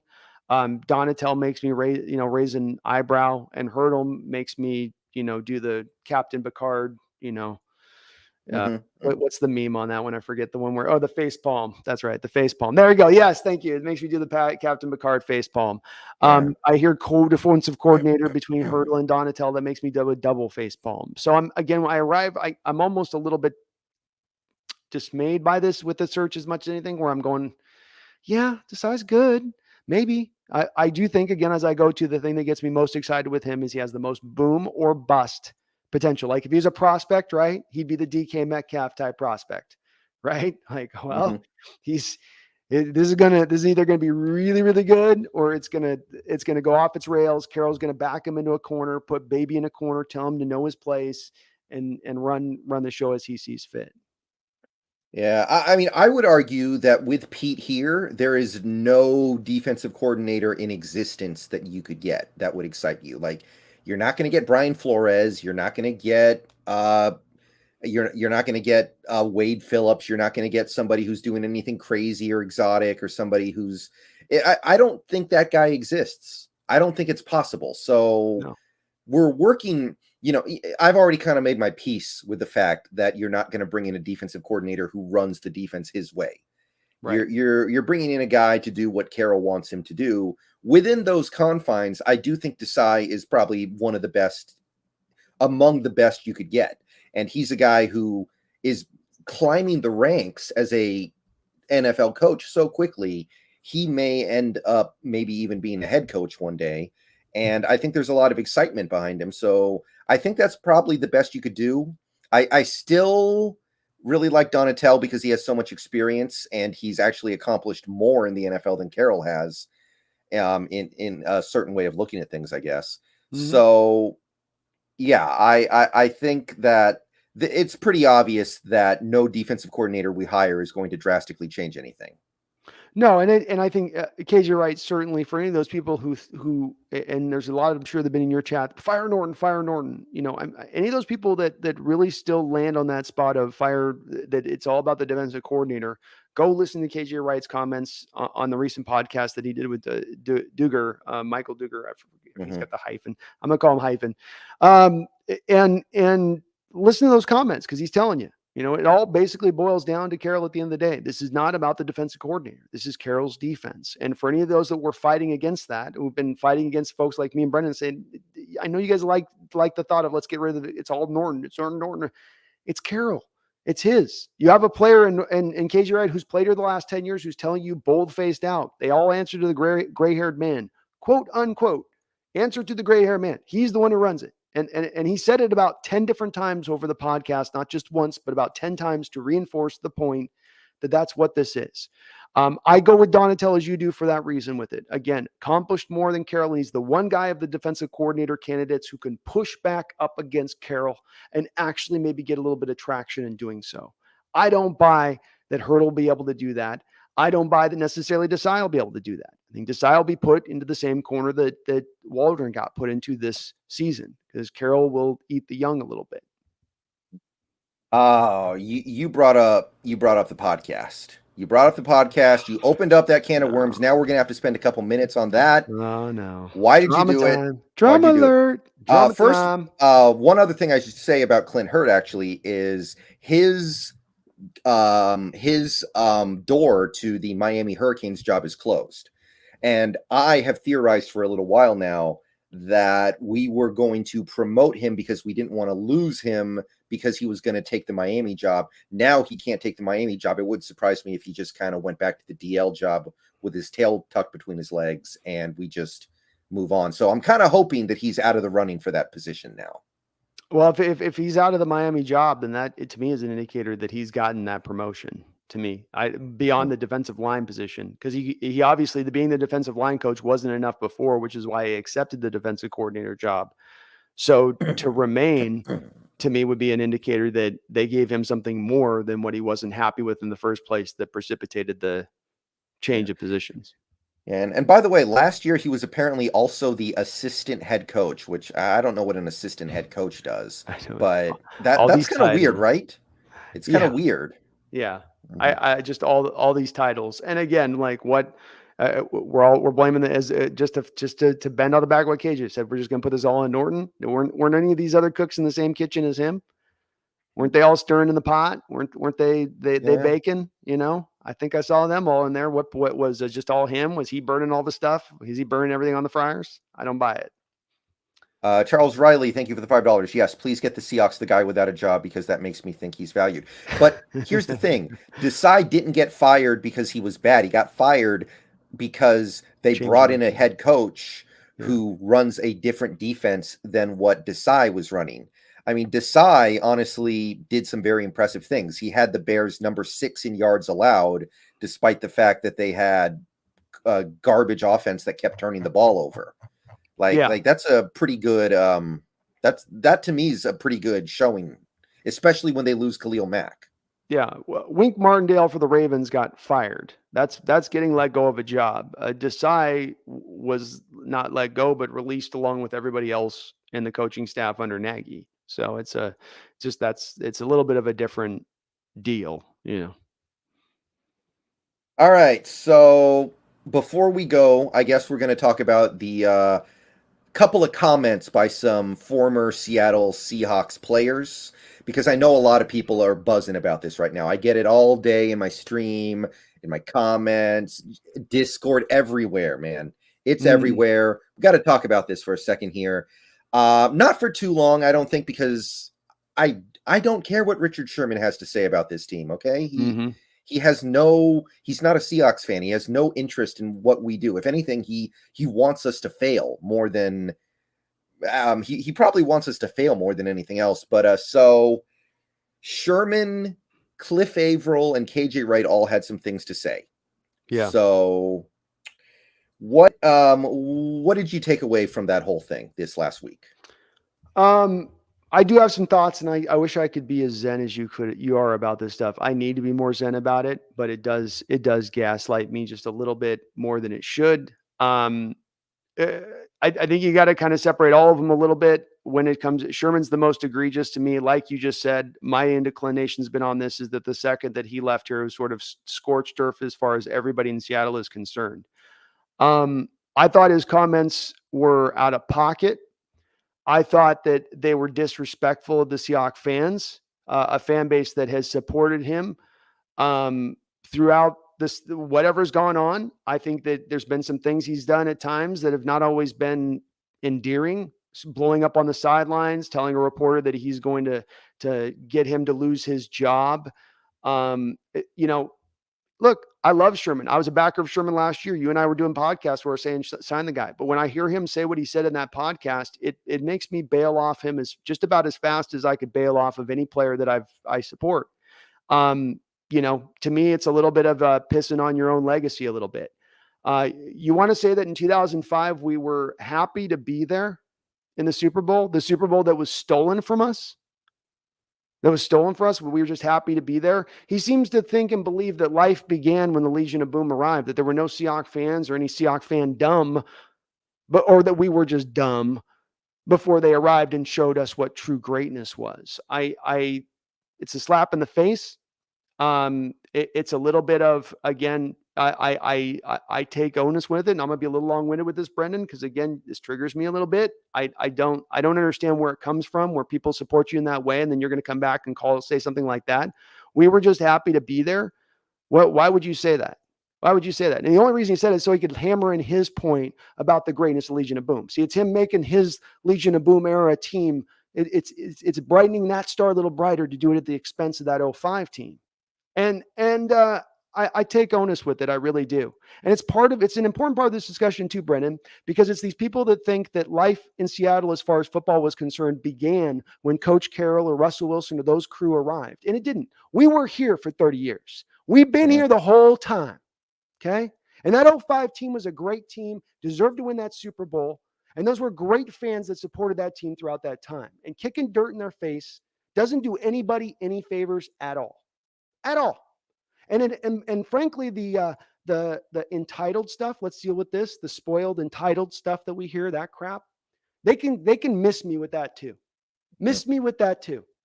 You know when the winning started here in Seattle? Richard Sherman, Cliff Averill, Pete Carroll. You know when it started? It began when Paul Allen bought this team. When he committed as an owner and then hired the right people downward from there. That's when we started winning. The second Holmgren walked into this door, we went right to that division top. That was not some happenstance situation. That's because he put the support behind the team. He got the right people in the right positions, and he truly wanted to build the winner. So this entitled, spoiled stuff, no, we got a standard here. We want to win. And if you ain't on board with that, if you want to just get by on being mediocre, go enjoy your fandom with it. I ain't going to knock you for it, but don't knock me for wanting to go higher than that. Don't hit me for that. Don't call me entire sport. That's me being what a fan should be, aspiring for greatness. And the thing I think is funny most about, I know I'm being long-winded on this, Brendan, but give me some rope. Don't worry. The thing that gets me most funny, the thing that just makes me just laugh, is you got a guy in Richard Sherman talking about, oh, you guys are so spoiled. You know how hard it is to win. Oh, did you come to the NFL, Richard, to be average, or did you come to the NFL to be great? Did you come here just to be happy to be here? I'm in the NFL and this is great. Or did you try to be a dog? Did you do everything you could on the football field to get every last edge to be as great as you could be as a football player? And my last point is that he said on his way out the door that Coach Carroll lost his way in 2017. Mm-hmm. That's what Richard Sherman said as he was leaving. They lost their way over there. They lost their way. So, Richard, my question to you would be this. Did the Seahawks really lose their way at that time and you meant that, or were you just playing games, or did you actually mean that and he's recovered it somewhere through these last 3 years that you've been gone? And at what point did Carroll recover it, Richard? At what point did that lost way, was it recovered? Was it 19? Was it 2020 last year when you had on pace for giving up the most yards in the air in NFL history by a wide mark? Educate me on this one, Richard. I've got more room for with KJ. I didn't have any real big problems with his comments on it. Again, they're going to support their boys. I don't have a problem with you supporting Bobby Wagner, Brendan, but that stuff just got me fans are right to be up in arms on that. Frankly, you don't hear players talk about fans like that very often, but that's Richard Sherman for you, you know? Yeah, he couldn't even keep it consistent within that podcast. He says we're spoiled because we want to win, and then he says we hate accountability, and then he says you guys are stupid for wanting Pete Carroll to leave. So I guess I know what he's talking about. He's talking about Wilson. He's saying you guys don't know how to hold Wilson accountable. And that part, okay, there are some Seahawks fans who never want to blame Wilson for anything. And I don't agree with that. Right. But, you know, we've got a head coach here who's had a franchise quarterback for the last 7 years, hasn't made one deep playoff run in that 7-year span, despite the fact that quarterback has played all but 3 games. Yeah, 3. And we want to hold him accountable. So I don't see how we hate accountability. I don't see how he can loop back around and then say that we shouldn't be going after Pete Carroll for holding him accountable for what he's done wrong. The terrible drafts, the lackluster free agents. I don't understand it. And again, it goes to counter to what he said 4 years ago, which is that they lost their way. So what's what? They lost their way because they didn't re-sign you. They didn't lost. What does the lost way meant? If it isn't that they've still lost their way, they've not done anything awesome since you've left. They've won some games. They've won more games they've lost, but they haven't. I don't think they've won a playoff game since Richards left, or won one since Richards won. And so, and again, the funny part, I put in I had to post a comment below the podcast, but I said that this thing too is, if Cliff Averill and Richard Sherman had been here the last 5 years, they've been here the last 5 years. They've been giving up their blood, sweat, and tears on the football field, playing game and gap, playing through injury, fighting, clawing, scraping, scratching, biting. And they had one playoff win in 5 years. Do you think those two would be satisfied with that right now? Do you think they'd be sitting here going, just trust the process, people. Stand pat. Just stand pat. If you move on from them, you're going to be sorry. You're going to be sorry. Hell no, they wouldn't. Hell no, they wouldn't. Which again, threw a little bit of a pall of disingenuousness over the whole conversation, in my opinion, Brendan. Just a little bit. And to your point on the thing with KJ. KJ was talking about, well, we did not, he was mentioning like lack of first round picks. And it's like, you mean the first round picks we gave up for the player that went to the defense? Or what about LJ Collier as a first round pick? Or Jordan Brooks as a first round pick? Or second round pick to Marquise Blair? Like, you've been getting assets to that side of the ball. We've been pouring assets into the defensive side of the ball. They're not getting any returns from it. And that's, again, where the players in having the back of Carroll are kind of, to your point on this, glossing over that just a little bit. Yeah, I think some people were treating what Sherman said as like, we got to listen to what this guy has to say. This guy is going to give us a reality check here.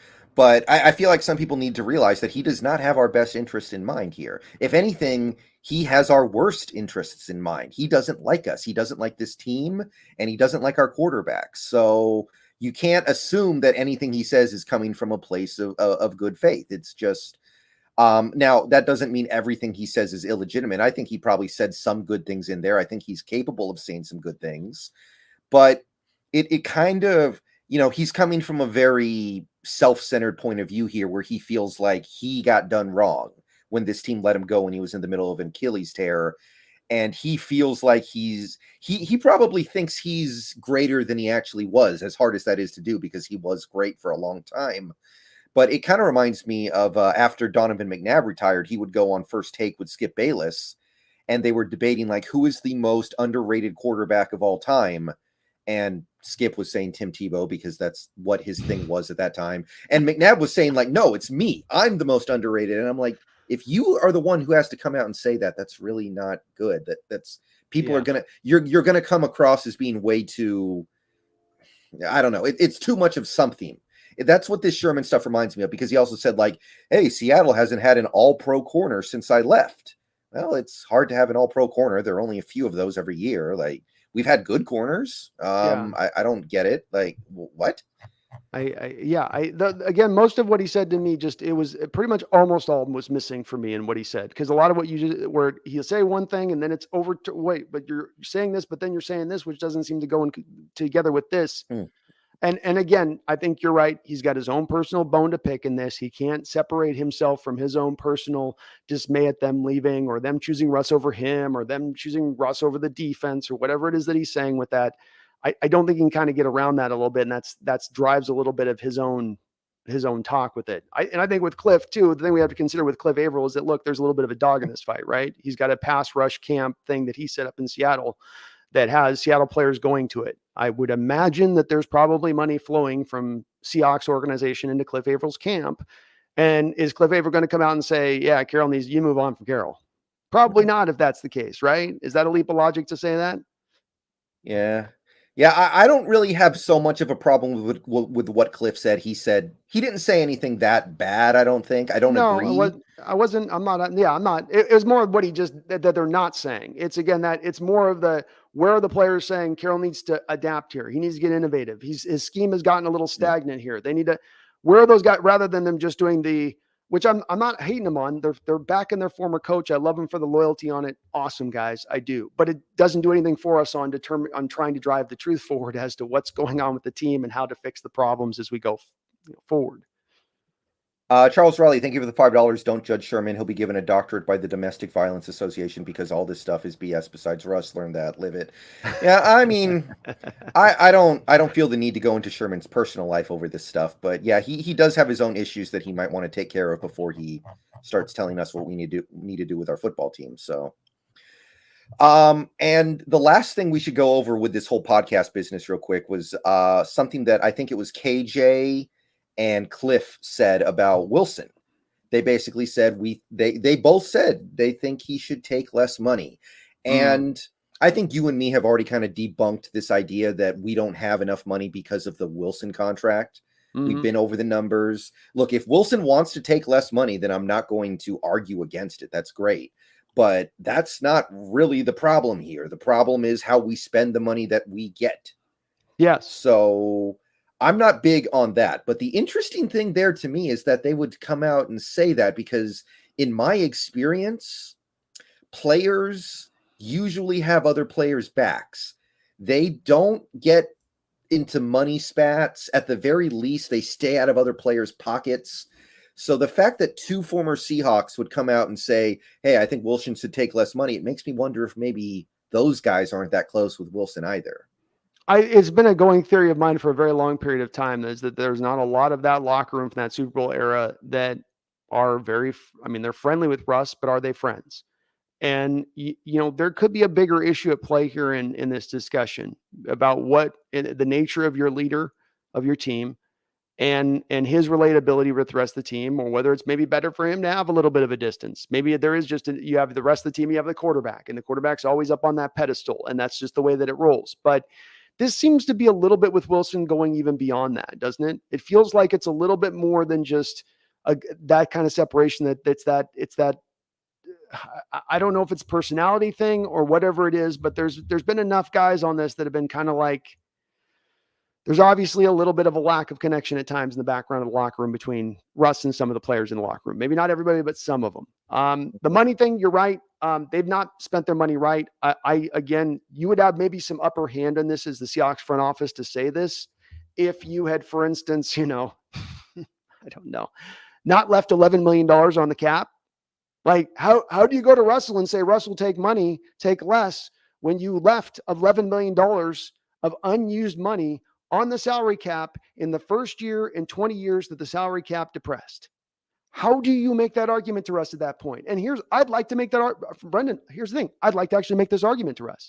I'd like to go to Russ and say, you should take less money, but I didn't do that. I didn't convert his base to bonus. Okay. So I didn't create as much money with that either. That's about $20 million I then left on the books unspent. So how do I come back to Russ at that point and say, you need to take less money? You need to spend all that money to show him that we're using all the money and we're going to use whatever you give us to on top of this. And that alone to me makes the whole argument kind of go away at that point. Seattle loses the upper hand in that whole discussion and the discussion kind of at that point. Now look, I still would love to see Russell proactively come out and say, I'm going to take less money. I would like to see that because I think that I've seen quarterbacks like Brady and Mahomes doing it, and it does have a benefit on your team. An extra $6-7 million in your pocket if your team's going for it will help. But again, the organization has to spend the money. Right. And the fact that Cliff and KJ said this, and the fact that we've had other players leave Seattle and not be big fans of Wilson and maybe say some things. Doug Baldwin's another one, by the way. Mm-hmm. The other thing I wonder is maybe there is some angle here where you have the other people in the locker room who make a lot less money than Wilson, looking at the money Wilson is making and resenting him for that. Is it that? Is it not so much like they're saying, oh, it's because Seattle has more money to spend, but is it more of a thing where the other players resent the guy who's making more money than all of them? That's the only way I can see why a guy like a KJ Wright would come out and say that right now. There's probably 12 to 13 quarterbacks right now making over $30 million a year, something like that in the NFL. Is that fair? Give me your take. Give me a little rope here about. Oh yeah. Mm-hmm. Over the last 15 years, we've seen guys like Sam Bradford make huge money. We've seen a variety of guys make a lot of money that shouldn't be making that amount of money they're making. Have we heard any defensive players squawking about the fact that they should be taking less? Can you remember of one circumstance of it happening? I can't. So you're right to say, is this telling? It is telling. When you don't have one example you can go to of all these guys making so much significantly more. And when we're talking now, these other guys, these 12, 13 million, 30 million or more guys, every one of those guys in every locker room is making double the next guy behind them. Yet no animosity, none of this chirping about them taking less.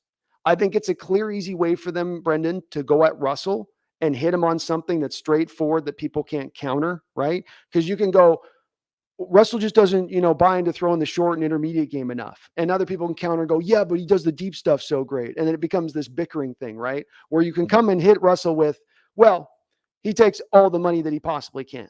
And even the most biggest Russell benefactor can't unwind that. That is the truth. That is a fact.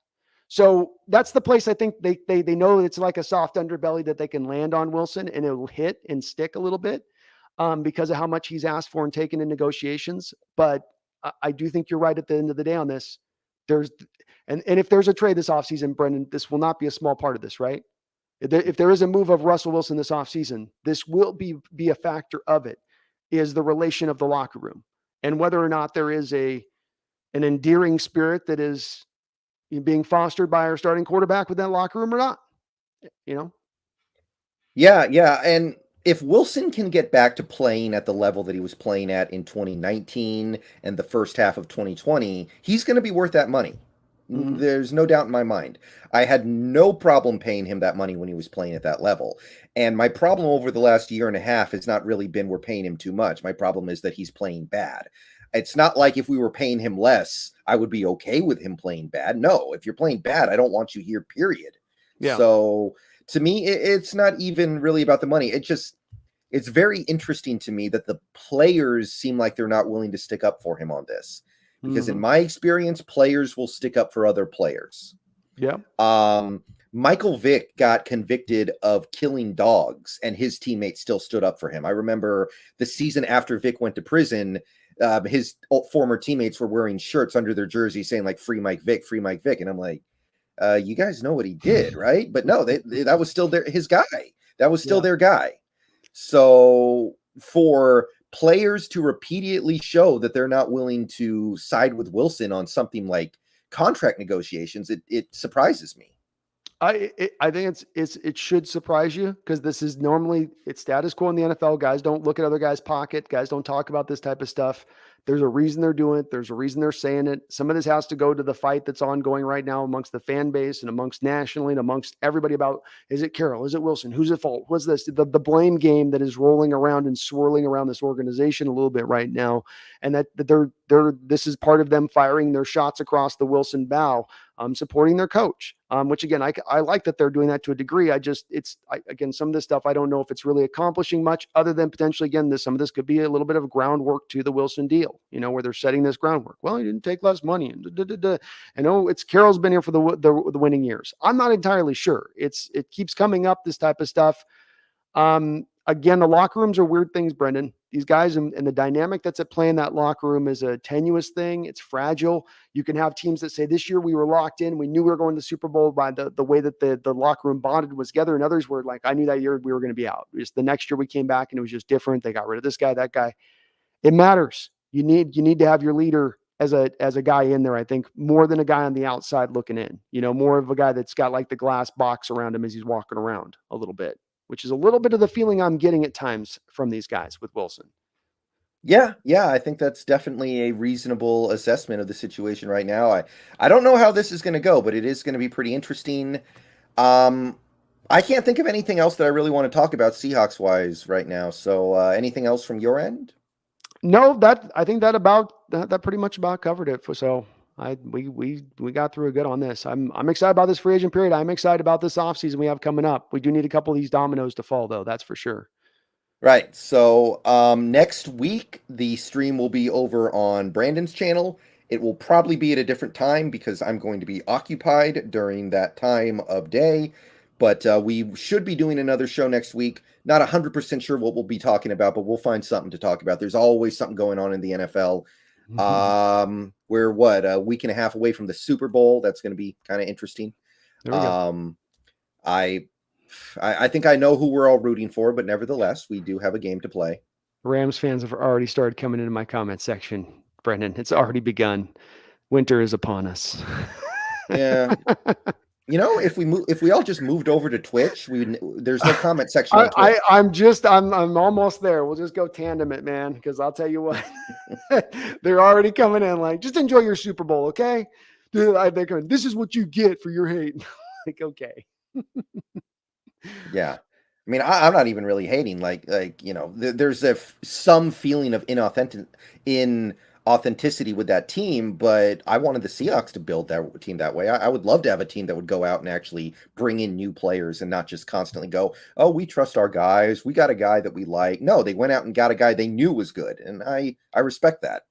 I do too. I like the way they run it. I go hard at the Rams fans and joke with them for not being able to fill a stadium in a playoff game. But I probably have it coming. Brendan. I poke them a little bit. So yeah, they'll be back in St. Louis in 10 years probably. No, 10. Jeez, I give them 2 to 3. All right, man. Well, thank you for coming out, everybody. If you are not subscribed to Brandon, also known as the Hawk's Nest, you should go take care of that immediately. He runs a great channel over there. He streams usually once or twice a week. He does some Seahawks videos over there as well. And we're just going to keep on chugging through this offseason. So thank you, Brandon, for coming out. Thank you. Appreciate you having me as always, Brendan. Love doing this. Yeah. And thank you to everybody in the chat. We got up to about 170 people at one point. We're still at about 120. Nice. And yeah, thank you, everybody. I will see you all later. And as always, go Hawks. Go Hawks.